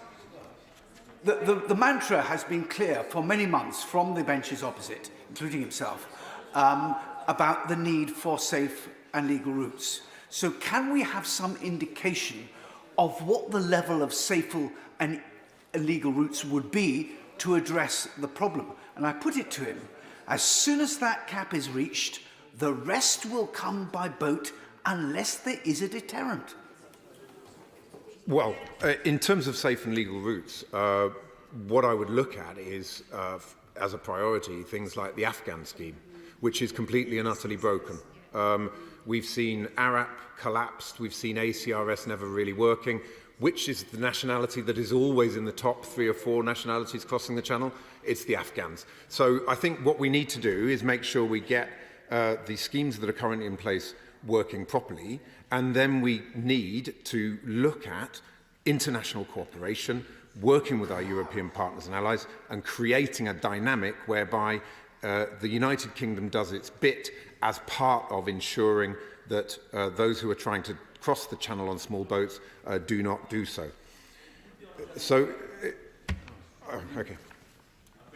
Drawing him back to the actual amendments and to the interim measures of the Strasbourg Court, to build on the question from my right honourable friend, am I right in understanding the Labour Party's position is that it does not want to see reform of Rule 39 interim measures? Because I find that very surprising, given that the UK is working in concert with many, perhaps all signatories of the European Convention on Human Rights to do just that, because most of our friends and allies in Europe consider there to be serious rule of law issues arising from the so-called pyjama injunctions, and we want to see them, like them, reformed. Would the Labour Party abandon that piece of work?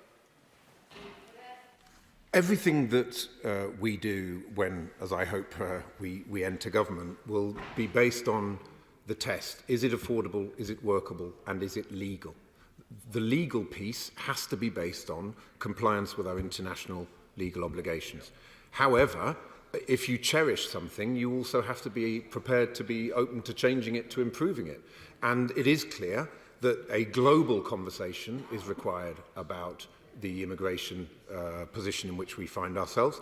A European conversation is required, and absolutely, if we, in concert with our international partners and allies, can find ways of improving the system, then of course we on these benches would be looking to do that. It's unfortunately not a deal that we can negotiate from opposition. It's something that we will certainly be looking to prioritise as and when we come into government. If you don't mind, if the honourable gentleman, I'll make a little bit more progress and I'll come back to him. Order. Just say, is convention that if a speaker is to be intervened on, the intervenee, if that's the word, would be there from the beginning of the speech? And I know the right honourable gentleman came in a little later than when Stephen Kinnock started his speech. Stephen Kinnock. Thank you, Madam Chair. So it's against the backdrop of chaos, confusion and party before country that we consider the amendments that are before us today, Madam Chair. And I'd like to start by commenting on the amendments in the name of the former Immigration Minister, the Right Honourable Member for Newark. Madam Chair, this bill is riddled with shamefully anti-democratic clauses that undermine the rule of law and seek to undermine the conventions and values that we on these benches hold dear. But perhaps the most egregious example of this is the admission on the face of the bill that its provisions may not comply with the United Kingdom's obligations under international law. And indeed, Clause 3 explicitly disapplies international agreements, including the 1951 Refugee Convention and the 1984 Convention Against Torture. The leader of the more moderate Conservative caucus, the One Nation group, described this approach as authoritarian and a betrayal of who we are as a nation. And he was absolutely right on both points. Our liberal democratic nation is founded on the rule of law and on our respect for the judicial function. Our international standing is founded on our commitment to human rights and international law, and our proud history is founded on the delivery of these principles, including indeed Winston Churchill himself actually helping to establish Britain as a founder of the 1951 Convention. I made the point yesterday, I'll make it again, that it's not for politicians to interfere with court judgments, and it's not for the government to respond in a knee-jerk manner to court rulings that it dislikes. That is the behaviour of an autocracy, not of a democracy. How on earth can our country be the international standard bearer for the rule of law in the face of, for example, Putin's barbarism or an increasingly belligerent China, if we are breaking our own international obligations? Indeed, how can we even hold Rwanda to account on its commitment within this new treaty if we're not practicing what we preach?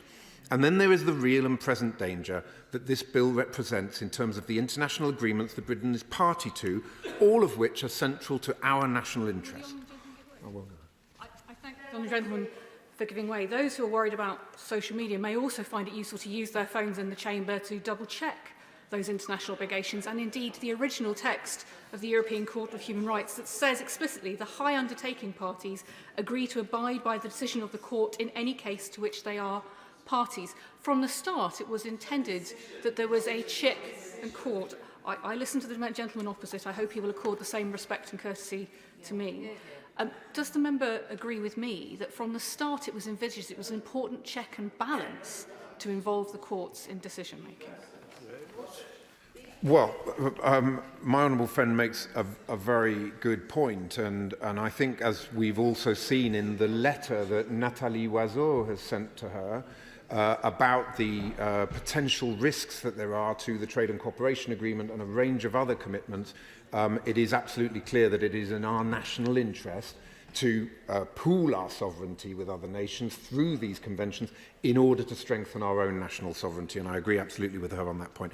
But firstly, looking at some of these agreements, the Good Friday Agreement.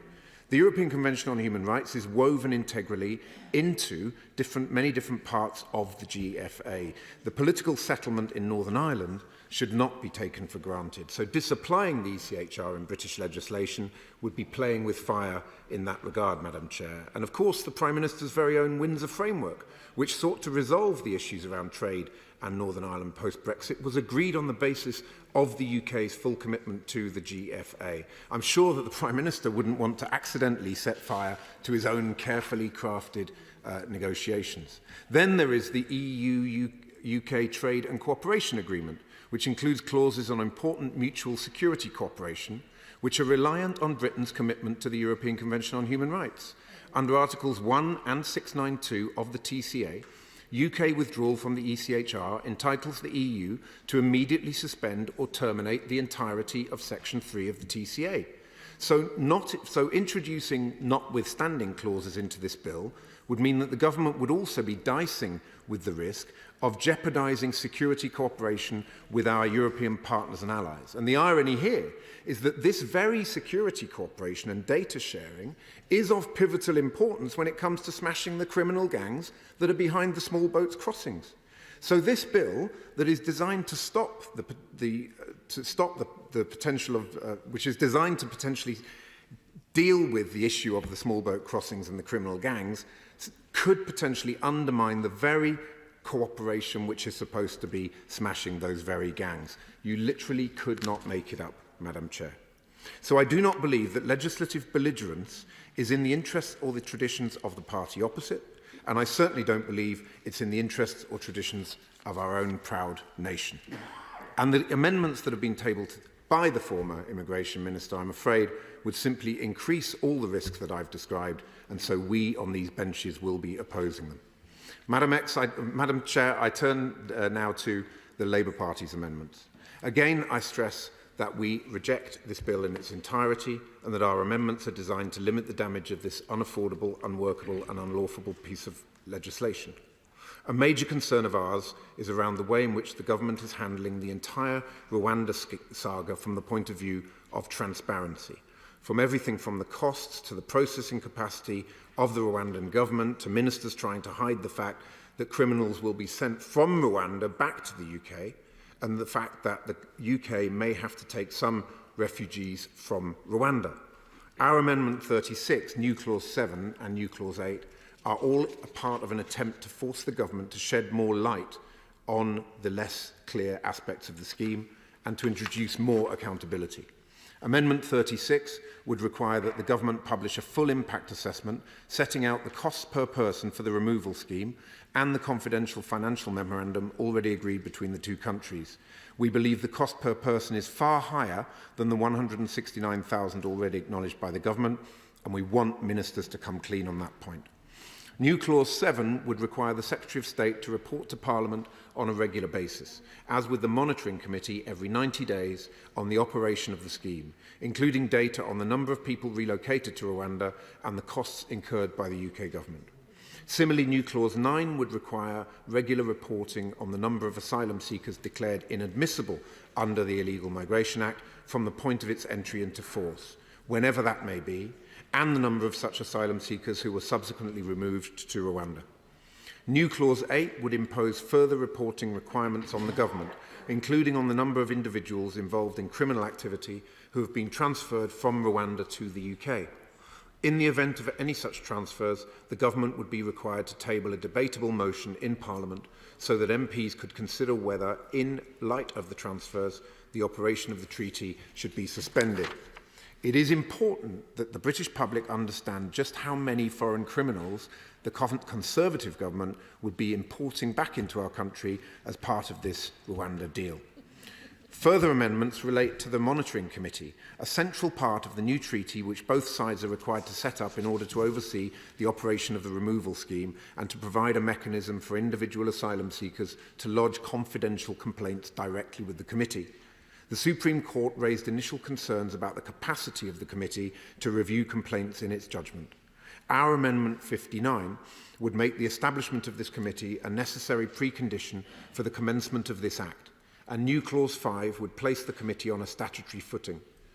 The Monitoring Committee would be required to report to Parliament every 90 days, confirming that all the relevant obligations set out in the treaty are being fully complied with. In the event the Monitoring Committee either fails to meet the 90-day requirement or reports to Parliament that Rwanda is not in full compliance with any provision of the treaty, this Act would effectively be suspended from being in force until any issues with timing or compliance have been resolved. Linked to this, New Clause 13 stipulates that the operation of this Act should be suspended at any time when the Monitoring Committee is not in operation.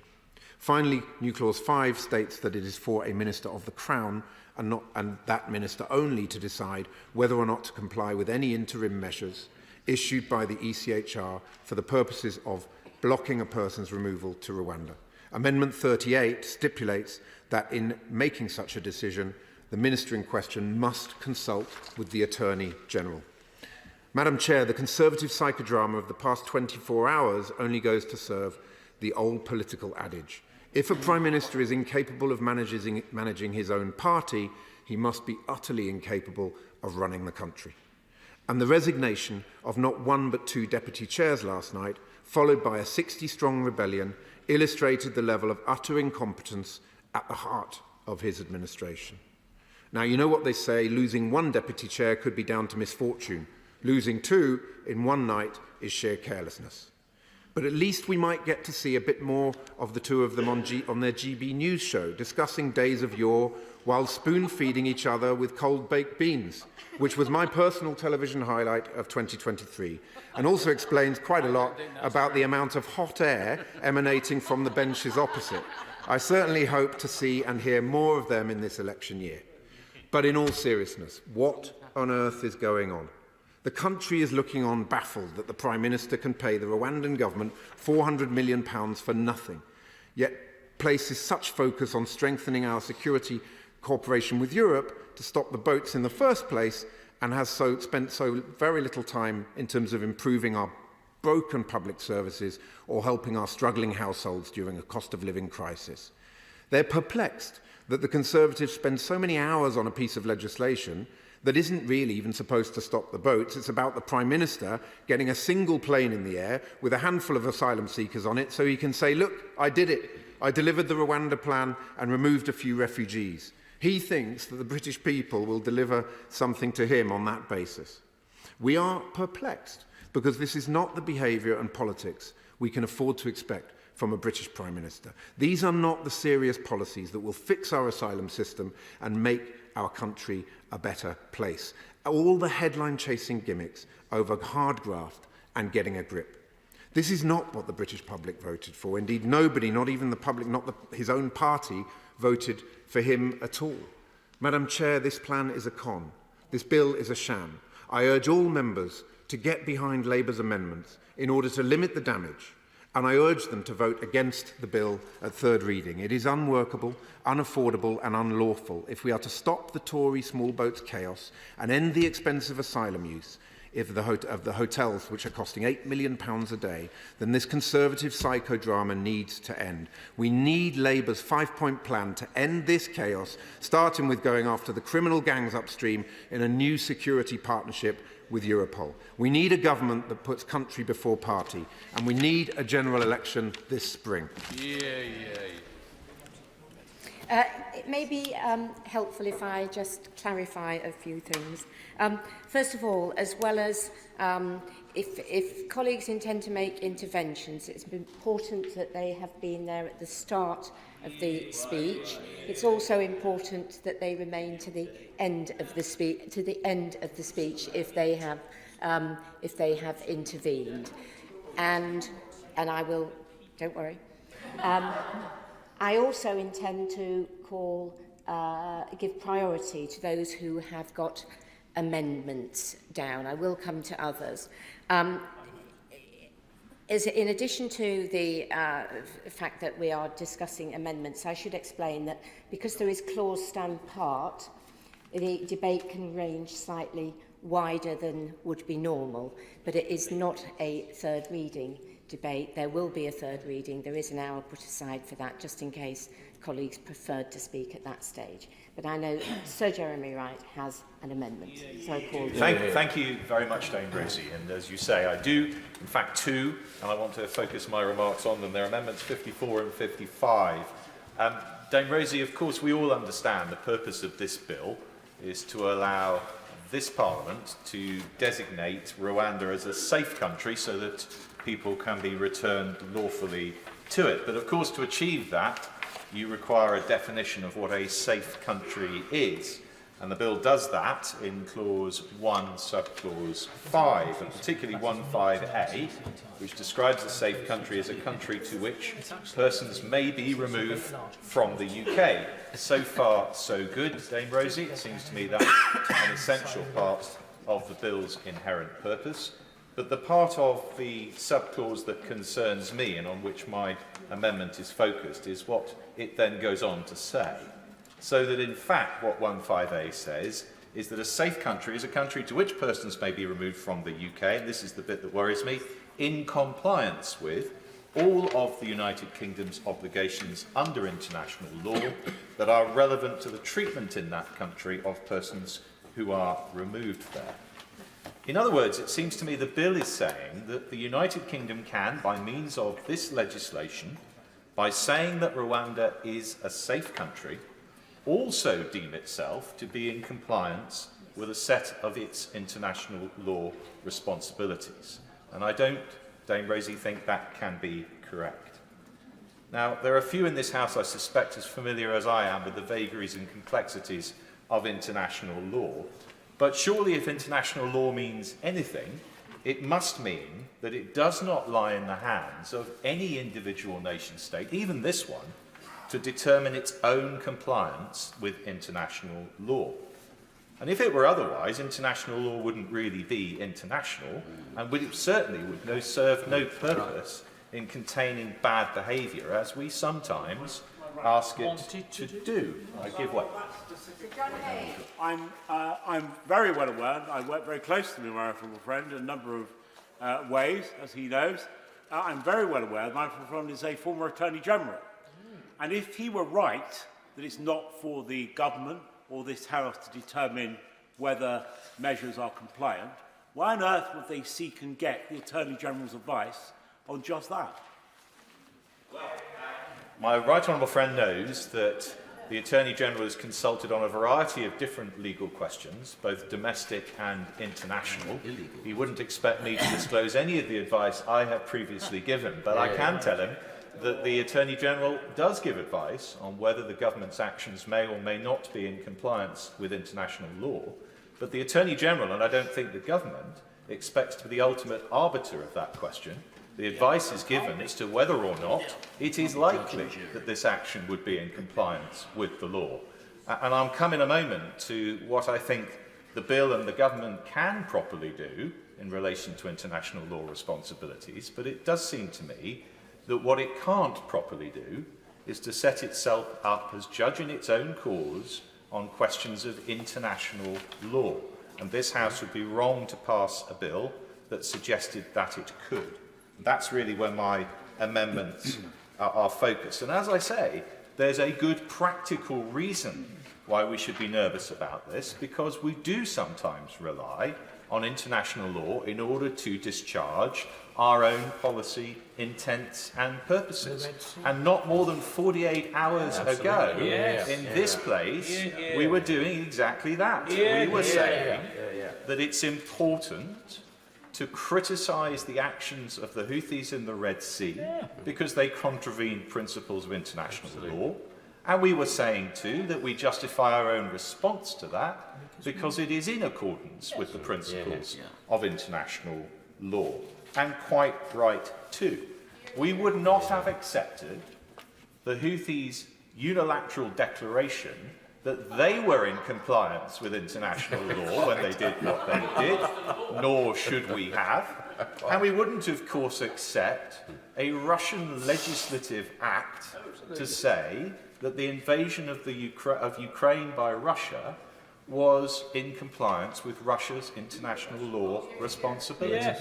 Now, I make it clear, Dame Rosie, I'm not, of course, suggesting that what the government has in mind here is in any way comparable to those two examples.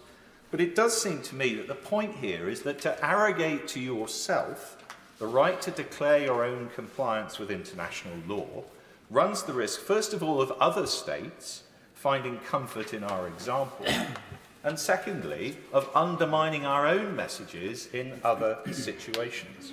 And that, if I will in just a moment, and that in my view makes this not just bad law, but also bad foreign policy. I give way. Thank the young gentleman for giving way, and I'm very pleased to hear what he has to say on the question of international law. Does he therefore share with me, and I am not as legally qualified as him, I would fully accept that, a concern that the government's own legal advice states that by stating that the bill is incompatible, it makes it compatible. Is that not worthy of the Mad March hare when it comes to consistency and standing up for the rule of law? I suspect what the Honourable Lady is referring to is the statement of incompatibility at the beginning of the bill with the Convention on Human Rights and with the Human Rights Act. And of course, that provision is there for a reason. It's to allow the government, if it so chooses, to act in defiance of those responsibilities. That is perfectly proper, and I'm going to come on to explain why I think that is something the government can properly do. What I'm concerned about is something a little different, which is instead of saying, we don't think this is in compliance with international law, we're going to do it anyway, instead of that, saying, we think this is in compliance with international law, it's down to us to decide that, and we have so decided. That feels to me as though that is something that we could not and should not do. Now, Dame Rosie, it would be concerning enough, in my judgment, if this bill only tried to deem the UK's compliance with international law, but it also seems to say that we can deem Rwanda's compliance with international law. And that is set out, of course, in clause 15b, which goes on to say that for the purposes of this Act, a safe country includes, in particular, a country from which a person removed to that country will not be removed or sent to another country. Again, so far so good. That's essential, it seems to me, to do what the bill seeks to achieve. But it goes on to say, in contravention of any international law. And again, it cannot, it seems to me, lie in the hands of this Parliament to decide whether or not a country may be removed to another country in contravention of any international law. And it goes on in B2 to say that, again, a country would be a safe country in which any person who's seeking asylum or who's had an asylum determination will both have their claim determined and be treated in accordance with that country's obligations under international law. So what it seems to me the bill is seeking to do is to say, if we deem it so, not just is the UK in compliance with its international law responsibilities, but Rwanda is going to be as well. And that feels to me not valid and somewhat over-ambitious. I happily give way. Whether my right honourable friend, who has great experience as former Attorney General, would agree with me that actually the deeming provisions under the Withdrawal Act creates another rather similar situation, because we deemed EU law to be UK law, and therefore, on the analogies he's just given, that he would argue, I imagine, though I think he might even have been Attorney General at that time, actually did exactly the same sort of thing, although I am listening with great interest to the very more precise point he's making about this relationship with international obligations, on which I will speak later. Very grateful to my right honourable friend for his intervention. And I know, Dame Rosie, you would not want me to abuse the privilege that you've given us to range slightly more widely, to range quite that widely, so I won't. But he's right that I'm making a fairly precise point about what this language appears to me to say. And I stress, I don't think, in order to achieve the objectives the government has set in this legislation, with which I have some sympathy, though their methods make me nervous, and I make no bones about that, I do not think it is necessary to include this language. And I think, worse than unnecessary, it presents some dangers, which I don't think we need to present in order to achieve, as I say, the government's objectives. But look, I completely understand, and I suspect my right honourable and learned friend, the Minister, will tell me in a few moments or hours' time that I don't need to worry about any of this, and he may say that that is for two reasons. The first of those is he may say, well, the bill doesn't mean what I think it means. Well, you'll forgive me for saying this, Dame Rosie, but I'm getting increasingly troubled in this place that we answer points such as mine by saying, yeah, but it doesn't really mean that, and we don't really mean that by it. I think we have to be concerned as legislators with what the language we are passing into law actually says, not what we meant it to say. And I am concerned that what this language says is not, I'm sure, in accordance with what my right honourable friend wants to do or the government wants to do, but it might nonetheless have that effect or be taken by others to mean the things that I am concerned about. And so when it says what it thinks a safe country is, this bill, it seems to me it's potentially confusing two different things. One of them is deeming your own compliance with international law, which I don't think any country should be able to do. And the other is saying that Parliament resolves to do something even if it contravenes the UK's international law obligations, which, going back to the previous intervention, I do think the British Parliament can do, and we as a legislature can resolve to do if we so choose. We have to decide, of course, whether that is a wise and sensible thing to do, with all the ramifications it might bring, but as a matter of law, it seems to me that the UK Parliament can, if it wishes, pass a law to say, despite or irrespective of our international law responsibilities, this is nonetheless what we want to do. But that is not the same as deeming your own compliance with international law, which I worry this language almost certainly seems to do. And the point I make about the UK Parliament being able to do things, even when they contravene its international law responsibilities, is of course already in the bill, already reflected in the language of clause 1(4)b, which points out, and I quote, that the validity of an act is unaffected by international law. Well, quite right. So we can, if we so choose, deem a country as a safe country for the purposes of domestic decision-making, if we want to. But what I don't think we can or should do is to legislate to say we comply with our international law responsibilities when we do, and crucially, as I say, to achieve the objective of this bill, we do not need to.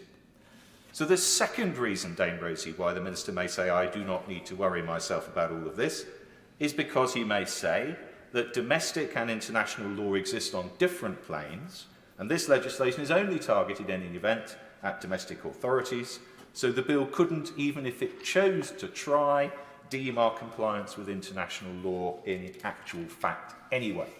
And I would agree with that. It is perfectly true that domestic law and international law operate on different planes, and it isn't likely, this bill, to determine any question of international law before any international tribunal. But if that is so, why include the language? If it doesn't have any meaningful legal effect, it doesn't serve any purpose, but what it may do, I fear, is send a damaging political signal to other states. So, Dame Raisy, it seems to me that the language I am concerned about, and which Amendments 54 and 55 would remove, is either offensive or it's OTOs. And in either respect, the bill will be better without it. Joanna Cherry. Dame Rosie, it's a pleasure to follow the honourable and learned gentleman, and I found myself in agreement with much of what he said, and I think he made his points very forcibly. I rise, Madam Chair, to speak to Amendments 32, 33, 34 and new Clause 4 in my name, and to Amendments 4 and 5 in the name of my honourable friend, the Member for Glasgow North, and also to support those amendments in the name of my honourable friend, the Member for Glasgow Central. I also want to make some comments about the clause stand part in relation to clauses 3 and 5 of the bill and the amendments that have been put forward, particularly by the Right Honourable Member for Newark, particularly in my capacity as Chair of the Joint Committee on Human Rights. But first of all, I want to turn to my amendments, which are about the impact of this bill in Scotland, and in which respect I'm speaking in a personal capacity. My amendments and those of my honourable friend for Glasgow North go to the extent of the bill, its extension to Scotland, and also to the date of its commencement in Scotland. Both of us seek to prevent this bill extending to Scotland, and in the event that we are not successful in doing that, my amendments seek to ensure that the bill will not extend to Scotland without the legislative consent of the Scottish Parliament, and that nothing in it will interfere with the supervisory jurisdiction of the Court of Session or its nobile officium, and I'll explain what that means a bit later. Madam Chair, we mustn't forget that the regime this bill seeks to impose, together with the Illegal Migration Act, is imposed on asylum seekers across the United Kingdom, not just those who arrive in small boats on the Kent coast. The UK government haven't forgotten that, and that's why they want this bill, with its far-reaching and unprecedented ouster clauses, to extend to Scotland. Accordingly, asylum seekers in Scotland looking to our courts for protection will find that the courts in Scotland have been emasculated in the same way as this bill emasculates the courts of England and Wales. Now, as well as having their jurisdiction ousted on certain matters of fact, as was debated yesterday, the Scottish courts will also find themselves unable to apply the Human Rights Act and unable to respect the United Kingdom's obligations under the European Convention of Human Rights and other international treaties. And I believe this constitutes a very serious intrusion on the jurisdiction of the Scottish courts, an unprecedented intrusion on the jurisdiction of the Scottish courts, and a very serious interference with the separation of powers between legislature, executive and judiciary. And I don't think this Parliament should be rubber stamping this bill at all, but particularly not in relation to Scotland. What this bill seeks to do in emasculating the jurisdiction of the Scottish courts in relation to asylum seekers is anathema to the Scottish constitutional tradition. People in Scotland don't want it. They didn't vote for it. In fact, actually, nobody in the UK voted for this because the policy wasn't in the government's manifesto. But you won't find it, in contrast to England and Wales, Madam Chair, you won't find any opinion polls carried out in Scotland which support this bill. Now, as the great Scottish judge, Lord President Cooper, noted in the famous case of McCormick against the Lord Advocate in 1953, and I quote, "The principle of the unlimited sovereignty of Parliament is a distinctively English principle which has no counterpart in Scottish constitutional law. In Scotland, Madam Chair, it is the people who are sovereign, and that does make a difference to our view of how constitutionalism works and our views on the separation of powers. And it is of the essence of the Scottish constitutional tradition that executive power should not be unchecked. And this goes back in our history as far as the Declaration of Arbroath in 1320, when Scottish nobles asserting the sovereignty of the people of Scotland in a letter to the Pope told His Holiness that if the King of Scotland should ever seek to make Scots subject to the King of England again, they would kick him out and seek another king to defend him. So in Scotland, the sovereignty of the people is our guiding principle, not the sovereignty of the monarch, or indeed our own, or indeed this Parliament. So neither our Parliament nor this Parliament is sovereign, it is the people who are sovereign. Now, just turning to the jurisdiction of the Scottish courts, this Parliament, this Union Parliament, exists because of the Treaty of Union.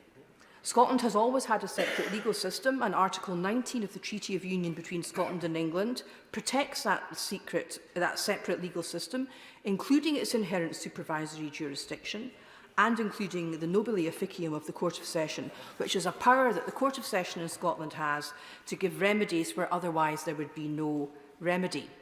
And since the modern advent of devolution by virtue of the Scotland Act, the civil jurisdiction of the Scottish courts, including judicial review, has been a devolved matter and therefore one properly for Scotland's Parliament. So I believe that this bill is a grave intrusion on the civil jurisdiction of the Scottish courts, and that's the reason for my amendments. The Scottish Government is considering a legislative consent motion, and my Amendment 34 would ensure that this bill, when it becomes an act, would not come into force in Scotland without a legislative consent motion.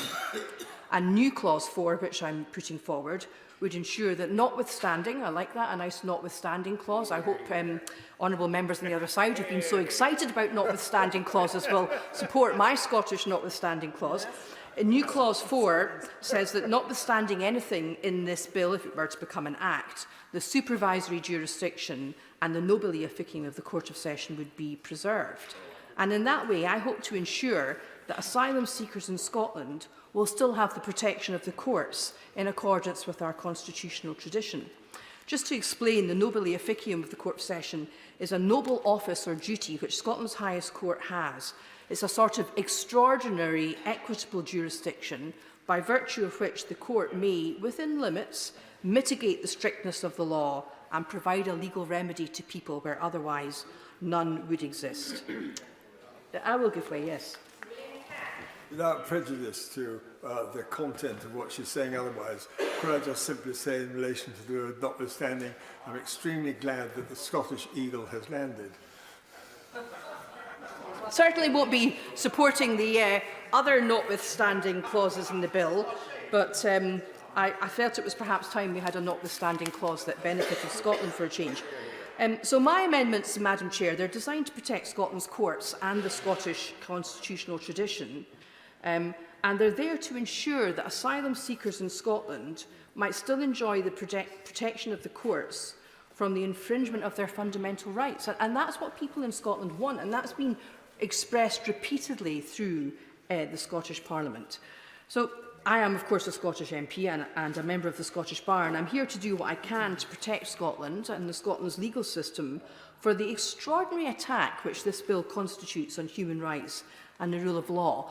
But, Madam Chair, I'm not a Scottish exceptionalist, and I recognise, as reflected in the House of Commons Library's excellent legal briefing on the bill, and indeed in the speech that preceded mine, that concerns about the impact of this bill on the rule of law and the Constitution are shared by many in England and indeed by many lawyers in England. And for every lawyer that has been cited by honourable members on the other side in favour of this bill and in favour of the draconian amendments to this bill, you will find two lawyers who disagree. And the library briefing, and it really is an excellent summary of the different legal views on this bill, the library briefing concludes, and I quote, "Tension between the sovereignty of Parliament to legislate and the role of the courts in enforcing the rule of law principle that executive bodies must exercise their powers within their statutory limits may be tempered by restraint on both sides. If either the courts or Parliament cease to exercise such restraint, significant constitutional uncertainty could result." Close quotes. And I believe that if we pass this bill, this Parliament will have ceased to exercise the restraint referred to there. It would be a major departure from such restraint. And I do believe, Madam Chair, that if this bill passes, I believe and I predict that we will see what might be an unprecedented constitutional challenge to an act of the British Parliament. I will give way. the checks and balances which prevent arbitrary power. And she's right that in our constitutional settlement, that is central. But this is not the exercise of arbitrary power, because the bill and the amendments to it are quite specific about their provisions. So, for example, our separation from the international obligations that I know she holds so dear is very specific in the amendments that are tabled by Honourable Newitt, specific to this particular measure, this legislation. This is not arbitrary, anything but. What it does do, this bill, is it seeks to carve out a group of people coming to our country or within our country from the protections that the rest of us enjoy. And I think that history shows us that that sort of legislation can put a state on a pretty slippery slope. And that brings me to the arguments I want to make in relation to clause stand part for clause 3 and 5 of this bill. Now, the Joint Committee on Human Rights has not yet had the chance to complete legislative scrutiny of this bill, given the speed with which it has passed through the House. So we have not, as a committee, reached a concluded view on the bill. But before Christmas and before the second reading, a chair's briefing paper referring to the legal advice the committee had received was published, and it's extensively referred to in the excellent legal commentary on the bill published by the House of Commons Library. And it says this, inter alia, that the disapplication of the Human Rights Act in clause 3 of this bill is really very significant. Because, as I indicated a moment ago in my answer to the Right Honourable Gentleman, human rights are meant to offer a fundamental level of protection for every person on the basis of their humanity alone. And as our committee has noted in a previous report, if those protections are disapplied when they cause problems for a policy goal, they lose their fundamental and universal character. And that means that they lose the fundamental and universal character that characterises them. And this is arguably particularly the case when they are disapplied in respect of a particular group. And in this case, fundamental human rights are being disapplied in respect of migrants who come to the United Kingdom without prior permission. Now, bills that disapply parts of the Human Rights Act are not unprecedented under this current government, I'm sad to say. Both the Illegal Migration Act and the Victims and Prisoners Bill sought to disapply Section 3 of the Human Rights Act in respect of certain legislation. However, this bill seeks to disapply Section 6 of the Human Rights Act, and that's the obligation on public authorities to act compatibly with human rights. And that's never before been attempted, even by this government, and it represents a significant inroad into human rights protections. If we pass the bill with that clause there, it means effectively this Parliament is authorising public authorities to breach human rights.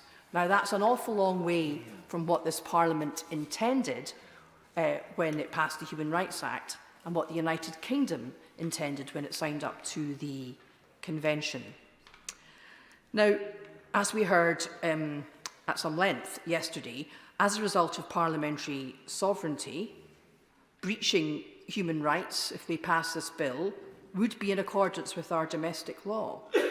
But it would still violate the UK's obligations under the Convention, because we cannot unilaterally change what the Convention says.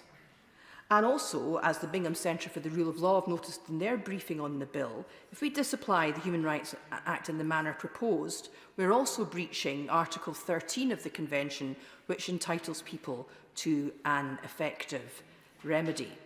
Now, I'm afraid to say that the amendments in the name of the Right Honourable Member for Newark, who's no longer in his place, his amendments to Clause 3 would make the situation even worse.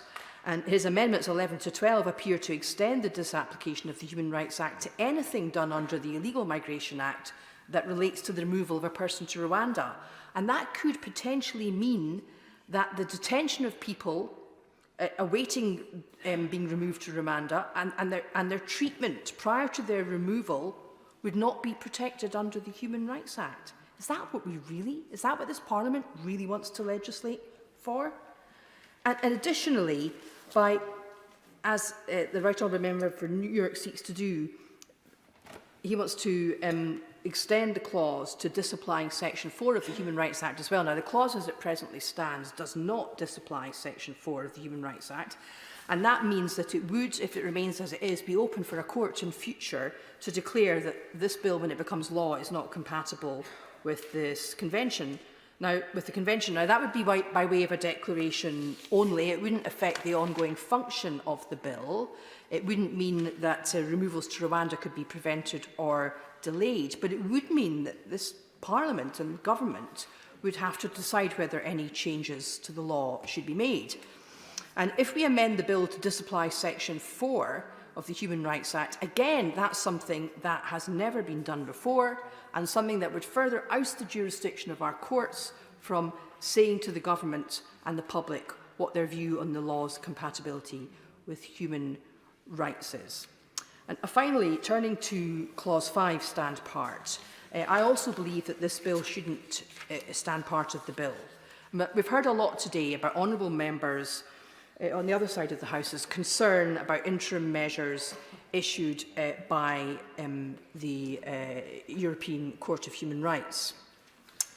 And the reality is this: no matter what this legislation ends up saying, it can only affect domestic law. In respect of the ECHR in particular, the UK will remain bound by the Convention as a matter of international law. And indeed, even if this government, God forbid, were to exercise the nuclear option to withdraw us from the Convention, thereby putting us into bed with Russia and Belarus, even if they were to do that, we would remain bound for a further 6 months after withdrawal takes place. And I hope they'll bear that in mind. So Clause 5 at the moment says that only a minister can decide whether to comply with interim measures, and the domestic courts should ignore them. It remains to be seen what a minister would do, but we all know that the Prime Minister has said repeatedly that he wouldn't let a foreign court, to use his words, prevent flights taking off, which indicates that interim measures may be ignored. Now, as I said in my intervention earlier on the Right Honourable Member for Newark, interim measures are made under part of the Court's Rules of Procedure 39. They don't form part of the text of the Convention ratified by the UK, but when we ratified that convention, we signed up to the idea that the Court, the European Court of Human Rights, is the body that determines the meaning of the convention, and it's held consistently since the case he mentioned in 2005 that failing to comply with interim measures amounts to a breach of Article 34. Madam Chair, interim measures are fundamental to any court. They are issued to protect the position of an individual while their legal rights are determined. All this fuss about people in their pyjamas in the middle of the night is just very silly. Judges in the United Kingdom, both in the English jurisdiction and the Scottish jurisdiction, are regularly got out of their beds in the middle of the night to issue injunctions in England, interim injunctions in England and interim interdicts in Scotland.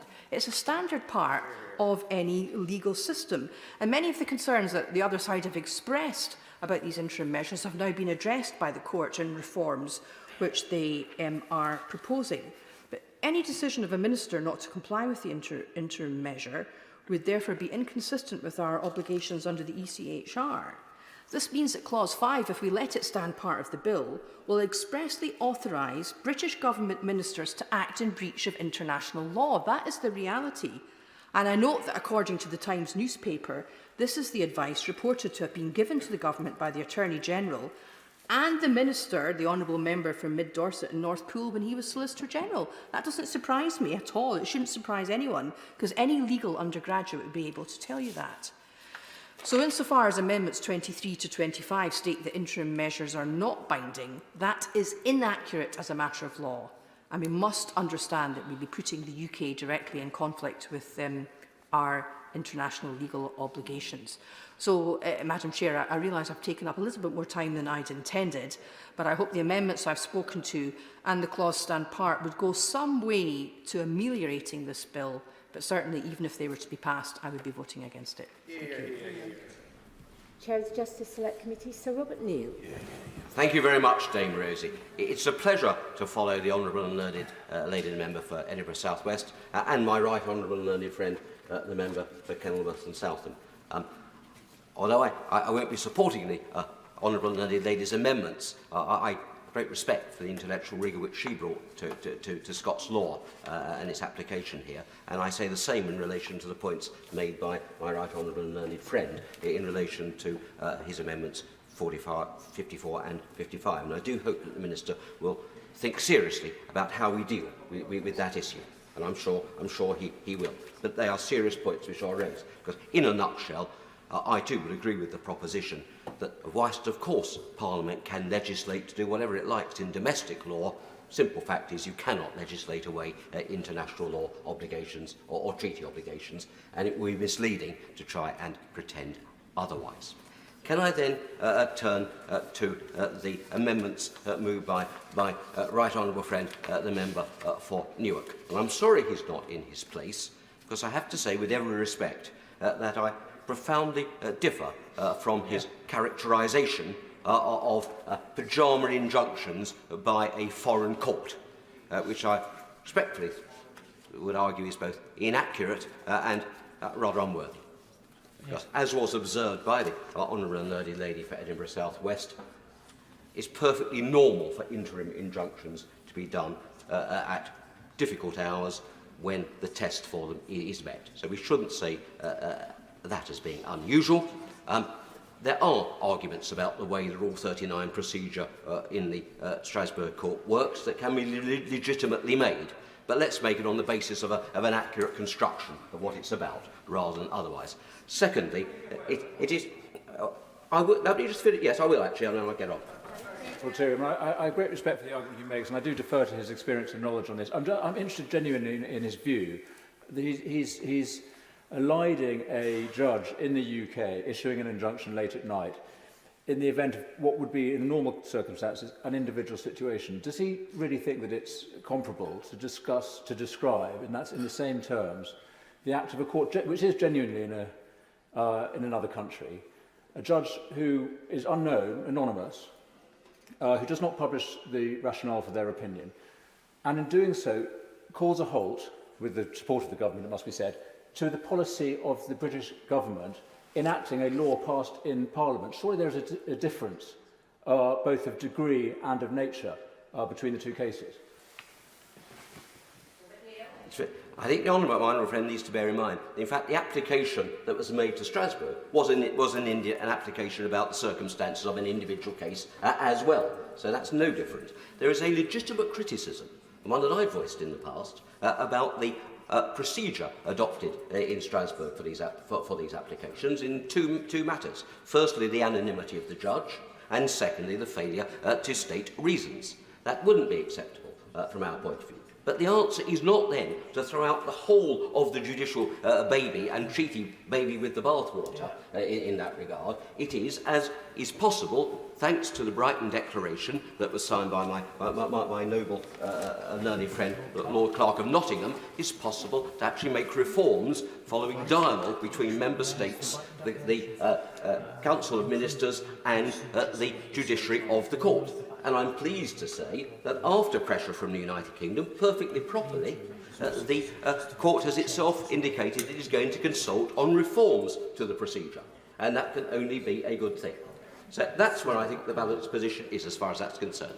Secondly, of course, I'm not going to give way. In fact, further than that, there are already proposed reforms that are going to come into place this year to the interim procedure that crucially will remove the anonymity provisions and also allow contracting parties like the UK to make the argument that, as I believe in this case, this is not an imminent risk of irreparable damage. We can fly people back from Rwanda, and that was the argument that we need to keep making. My right honourable learned friend is entirely correct, and he and I probably would have very happily argued the UK's case in Strasbourg on those grounds. So let's be realistic then about what we're fighting against. It's a bit of an Aunt Sally with respect set up here, because actually things are already being steps are already being taken to deal with the objectionable matters of Rule 39s, but the principle of them is not of itself objectionable. And secondly, the characterisation of a foreign court is, with respect, not helpful in these circumstances, because it implies something alien. That's not the case in relation either to international law as a concept or to the court itself either. In fact, it happens to meet in a different place in the UK is inevitable because it's got to meet somewhere. But it's just bear in mind, not only was the UK one of the driving powers behind the creation of the convention in the first place, behind the court itself, and behind much of the jurisprudence of the court, the UK does actually have a shared ownership of the court, along with all the other member states. And that's demonstrated not just in the treaty, but in practical ways too. For example, the members of the Parliamentary Assembly of the Council of Europe, members of this House and the other place, have a role in the appointment of the judges of the court. My right honourable friend and member for Gainsborough and I served at one time on the subcommittee of the Assembly that dealt with that process. And I think we did so diligently. So there is an involvement in that process. A British judge always sits on the court, is a member of the court. Judge Tim Ike, the current judge, is a very distinguished international lawyer as well. We're very lucky to have him. Two of the recent registrars of the court, who run the administration of the court, have been British lawyers. British lawyers appear regularly in cases before the court. This is not an alien body. It's a court of which we have joint ownership. It's our court along with that of all the other member states of the Convention. And it's wrong to mischaracterise it as being that there's something which is therefore alien. Certainly, in all international matters, as my right honourable and learned friend said, it operates on a different plane. But the sort of the tone of a sort of alienness is, with respect, both inaccurate and somewhat offensive, and also unnecessary for the purposes of this bill anyway. Because that's the other point that I want to come to in relation to Rule 39. The amendments moved by my right honourable friend and member for Newark are OTOs. They're unnecessary, and frankly they make what is a difficult situation worse. Because as a matter of law, an interim measure under Rule 39 is an indication that is made to the government of the member state. It is not made to the courts of the member state. It's conveyed to the government of the member state concerned. And therefore it is for the members of the government of the member state, i.e. the ministers, to decide what to do about it. I personally take the view that you should be very loath indeed to ignore the findings of the court on an interim matter, and it does run the risk, as the right honourable learned lady rightly says, of placing you in breach of your international law obligation in that regard. But the truth is, it is a political decision which the ministers can take. So what the current, let me just finish this point. What the current bill, in its current formulation, states is actually no more than a statement of the law as it stands, and you probably don't need that clause in the bill. I'm not going to die in a ditch over that, because it's simply stating what is the law already. But equally, there's absolutely no need for the right honourable member for Newark's amendment, if you like, to put bells and whistles on OTOs, if I can put it that way. I'll give way to the right honourable. I'm loath to interrupt him as he's describing not so much the separation of powers, the desiccation of power, but on a specific point that he made about his reticence or reluctance not to abide by the advice from the court, and he said ministers could do that, but he wouldn't. Would he on that basis not have done what the noble Lord Cameron did as Prime Minister and resist the overtures from the court to give prisoners votes? In fact, 2 points I make around that. I supported the noble Lord Cameron in that regard because it was a political decision there, and it's worth just looking in terms of the practical politics. Although we were for a period of time at variance with the court in that regard, no harm was done to the polity of the United Kingdom in that regard. No harm was done to the interests of the United Kingdom. No terrible international consequence flowed against us from it. I think the court got it wrong on that occasion, and one of the problems is that there isn't an appeal system within the Strasbourg court, so you have to wait until some future decision may go in a different way. And I think many of us take the view that in reality, the court as currently constituted in Strasbourg, perhaps less activist, if I might say, than its predecessors, might well have found differently in the prisoner voting case anyway. But the fact was, UK ministers took a decision and they did what was right in the UK. It was supported on all sides of the House, and no harm was done. So the idea that there is some terrible consequence will flow to the UK because of the existence of the ability to seek Rule 39 interim measures is just misplaced. Yeah, I will. Doesn't my long friend reflect upon the fact that on this particular question of prisoner voting, which I did discuss with the noble Lord Cameron when he was Prime Minister at the time, that actually it was regarded by the Right Honourable Noble Lord, the Lord Clerk of Nottingham, I think it is, that it was, as he put it, that it was a particular political policy. I think those are the words he used. How would you describe the issue of illegal migration? Would you not regard that, if I may say, my honourable friend, as also a particular but very important political policy? And that's why, as it happens, I will not vote against this bill, because although I have some misgivings, there is a legitimate concern that needs to be dealt with in relation to illegal votes. But the simple fact is that is not a reason for the blanket derogation, the blanket removal of ECHR protections that are proposed in a series of amendments. That's the difference in IRA 1, that sometimes there's a mixture of politics as well as law that arise in these matters. And I don't, but the point I make is that, frankly, if any government wants to take the political risk of ignoring an interim measure, it can, under our law as it stands. It happens that it actually did effectively in relation to prisoner voting, so it could now if it wanted to. I'm not going to advise on that, because I think one's got to be very wary not to come to views that aren't very often going to be fact-specific when individual decisions are made. That's why... Give way. Yeah. I'm very grateful to my own friend for giving way, and I don't want to prolong the discussion about prisoner voting, but rather like our right honourable friend for Stone, I remember having conversations about this subject inside government. I think it would be fairer, would it not, to describe the situation that the UK didn't at any point refuse to comply with the judgment. Yeah. It is perhaps a more Augustinian approach to compliance that we've adopted. We just haven't quite got around to it yet. I think that's right. As I recall it, the UK government put a motion before this House, which the House rejected. So you could have had a perfectly legitimate legal argument that we had taken steps to comply, and Parliament, as it was entitled to, had done otherwise. And that's why the whole of this argument with my right honourable friends for Newark's amendments is that Aunt Sally is really a complete red herring to the real issues that we are concerned with, and why these amendments add nothing to the bill, and I urge honourable members on both sides of the House to reject them. The final thing that I just wanted to deal with, Dame Rosie, if I may, was this. I had misgivings about this bill, and I mentioned that, I spoke about that at second reading. I said that it stayed acceptable just, and I will continue to maintain that position. My right honourable friend and member for Newark quoted the noble Lord Sandhurst, very distinguished lawyer in the other place, a personal friend of mine, I should say. I ought to say Lord Sandhurst, noble Lord Sandhurst, is chair of the research committee of the Society of Conservative Lawyers. I happen to chair the executive committee of the Society. Lord Sandhurst and Harry Gillow, a fellow member of the Society, published a very useful pamphlet around the impact of this bill, and they updated it in the light of the amendments.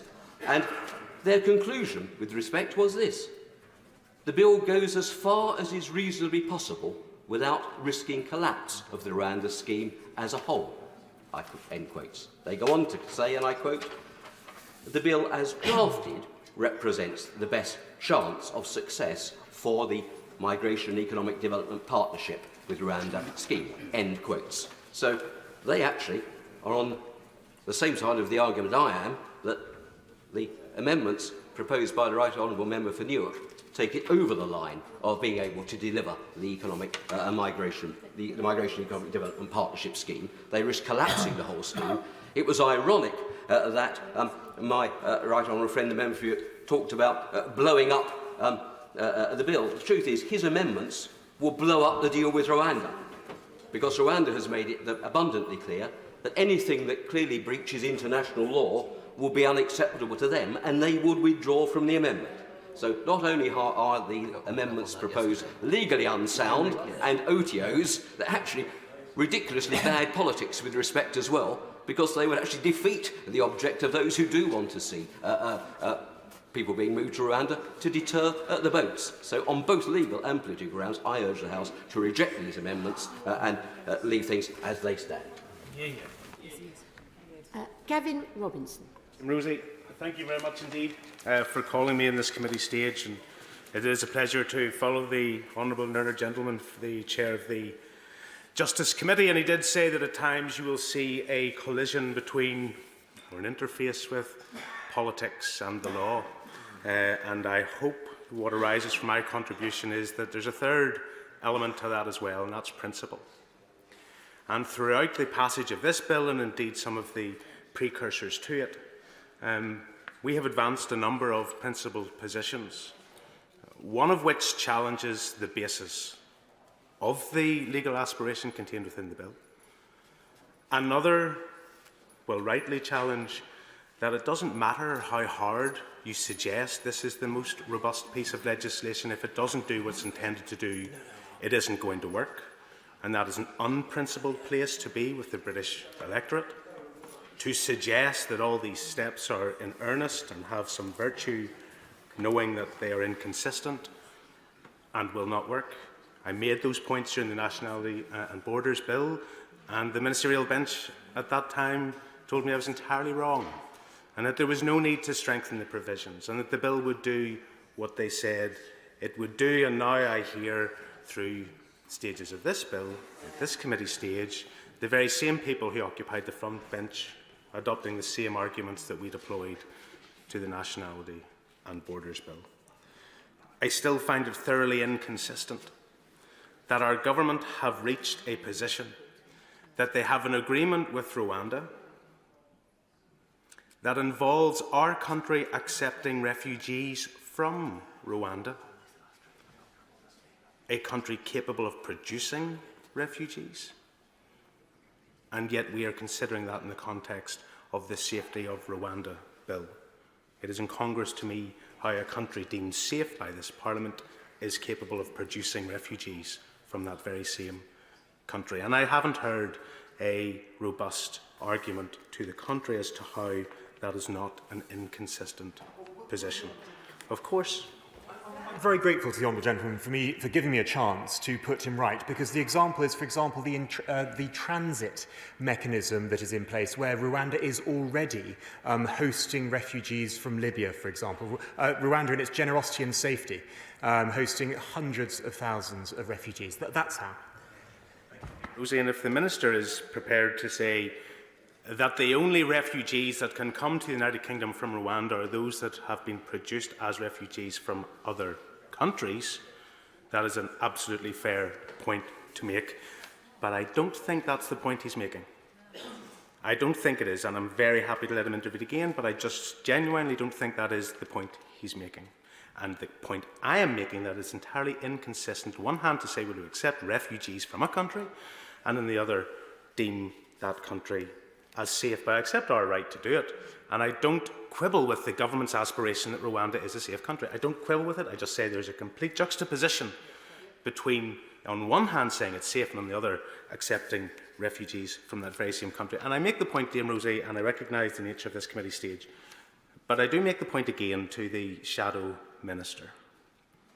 It's not about his valiant opposition at committee stage or at third reading or what passed at second reading. It's about the Labour Party's opposition, which will fold, I have no doubt, fold on this bill in the other place. The political choice will be the Labour Party's. There is no second session or additional session of this Parliament. There will be no Parliament Act available to pass the Rwanda bill, and it's going to be tortured in the other place. The bill will be tortured in the other place. And the only reason, or the only way it will emerge, emanate from this Parliament, is if a political calculation is made by the Labour Party that there's too much political cost in opposition to the bill, and they draw stumps and allow it to pass. And I reiterate that point. I'm saying it very clearly now, and I suspect in a number of months' time, this point that is being ignored today will become quite acute within our political discourse. I thank the Honourable Gentleman for giving way, and I apologise then. I perhaps hadn't fully understood his point in his question to me when I was making my remarks that were specifically about the other place. What I would say to him is that Labour members of the other place will give this bill the scrutiny that it deserves, will hold the government to account. And if you take, for example, the illegal migration bill, which ended up going through, got royal assent, in spite of very severe and serious reservations, but we, of course, in the other place, recognise that we have the duty to scrutinise, but also we are responsible for ensuring the proper functioning of Parliament across the board. So I would say to him that I don't think this bill will be treated in any way differently to any other piece of legislation that would go to the other place, at least from the point of view of my colleagues there. Tim Rose, I'm very grateful to accept that intervention, and the Shadow Minister has made his point and I have made my point, but I suspect at that point you will find as much safety in the point that has just been made as those that stand bullishly and say this is the strongest, most robust piece of legislation ever, irrespective of whether it works. I just make that and put it on the record. Madam Deputy Speaker, as you will be aware from second reading considerations, we do have concerns about the operability of this bill in light of the UK's withdrawal from the European Union and the legislative framework that surrounds that relationship. And that's why you'll see in new clause 3, to speak directly to our amendment, you will see a notwithstanding clause, and I know they've had some humour around notwithstanding clauses from the honourable lady from Edinburgh South, or Edinburgh South West. But that notwithstanding clause is there because we are concerned, in contradiction of government's position, that the claims that have been made in this House and the position that the government have deployed is not sustainable legally. And this amendment proposed by us, the notwithstanding section 7A of the withdrawal agreement, the European Union withdrawal agreement 2018 amended 2020, is important from a principle perspective as a unionist, from a practical perspective, as a member of this Parliament who believes that our immigration policy applies equally across the United Kingdom. It always has applied equally across the United Kingdom. And the concern is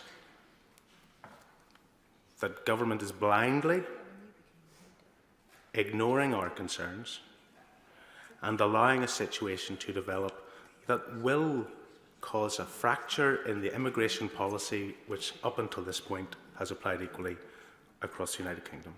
Now, I have engaged with the Minister on this, and I'm very grateful not only for him making the time available, but the courtesy with which he always approaches these issues. Colleagues will recall that we raised this issue in second reading, and the Minister gave a commitment, and fundamentally the commitment that the Minister gave comes in two parts. One, that government has never accepted that the rights chapter of the Belfast Agreement engages immigration policy. And furthermore, the government have in the past robustly defended the position that the rights chapter of the Belfast Agreement does not engage immigration policy, and have won. They have advanced that argument in court and have won. And that argument that the government is putting forward is predicated on Article 2 of the withdrawal agreement, that there be no diminution of rights for the people of Northern Ireland whenever the United Kingdom leaves the European Union. And as a consequence, given the rights chapter, they say does not apply to immigration, there is no diminution of rights, so this is not captured by Article 2. Now, we engage with the government, and I'm not going to take an intervention at this stage because there's a few elements to this that I want to get out clearly and cleanly, and then I'm happy to take an intervention once I have done so. But the Minister put forward his point. We exchanged positions at second reading about the potential of an updated legal note, and I have to say that in all candour the Minister has been forthcoming, government have been forthcoming with addressing this point to us more formally. On Article 2 of the European Union Withdrawal Act alone, not Article 7 of the European Union Withdrawal Act. And Dame Rosie, let's just be clear about this. We as a national parliament are considering on a national basis our national immigration policy. And our amendment is intended to elicit the government, eyes wide open, choose to ignore us at this point, choose to dismiss the concerns that have been raised, and ultimately leave it to the courts to decide and for the judiciary to determine if there's a cause for concern or not, or take the very simple step on immigration grounds alone to disapply Article 7A, Section 7A of the withdrawal agreement. That's the choice. I shared with the Minister yesterday, and I share with the House today, that there was a High Court case in Belfast. There was a judicial review in the matter of an application for Amman and Jasson.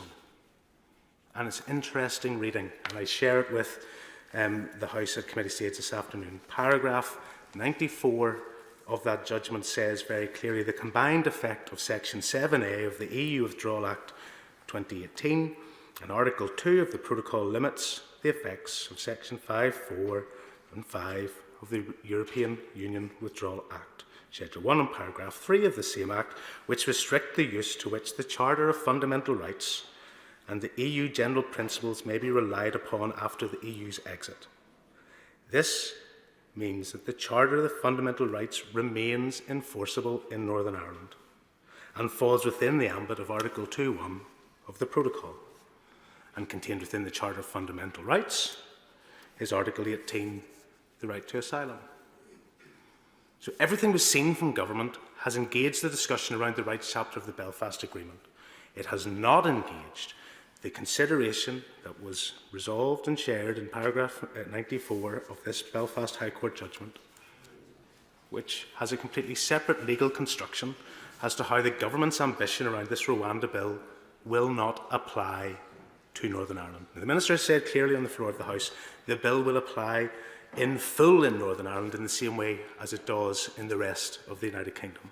New Clause 3 is our attempt on the first stage for the government to accept it and rule out the concerns that have been raised, and if they should not do so, then articulate at least their intention, their position, what they believe to be the case, why they believe this interpretation and the judgment from Belfast is wrong. And I raise these issues on a number of levels, Madam Deputy Speaker. As a parliamentary spokesperson on home affairs and somebody who's engaged on these immigration issues for a while, as somebody who's voted against previous attempts because I don't believe that they are the right approach, somebody who has voted against this bill at second reading because I still don't believe it is the right approach, but a representative for Belfast, which, believe it or not, and I say this with no alarm or no theatrics, but as a matter of record, that the House of Commons library figures in September pointed that Belfast has the second highest number of asylum seekers housed within our city across the entire United Kingdom. 78 per every 10,000 within the city's population. And so I'm not being alarmist about that. I'm not going to over-egg it. I'm just making the point that these are important issues, that the unity of our immigration system is an important issue. The protection of our borders is an important issue on immigration terms, and heavens knows we've had enough difficulty around the creation of a trade border in the Irish Sea that we are having to deal with, that we cannot casually or mistakenly or through misplaced hope walk ourselves into the creation of an immigration sea border in the Irish Sea because government fails to accept the strength of feeling on this issue, the cause for concern surrounding it, the legal and judicial opinion that has been given that leans into it,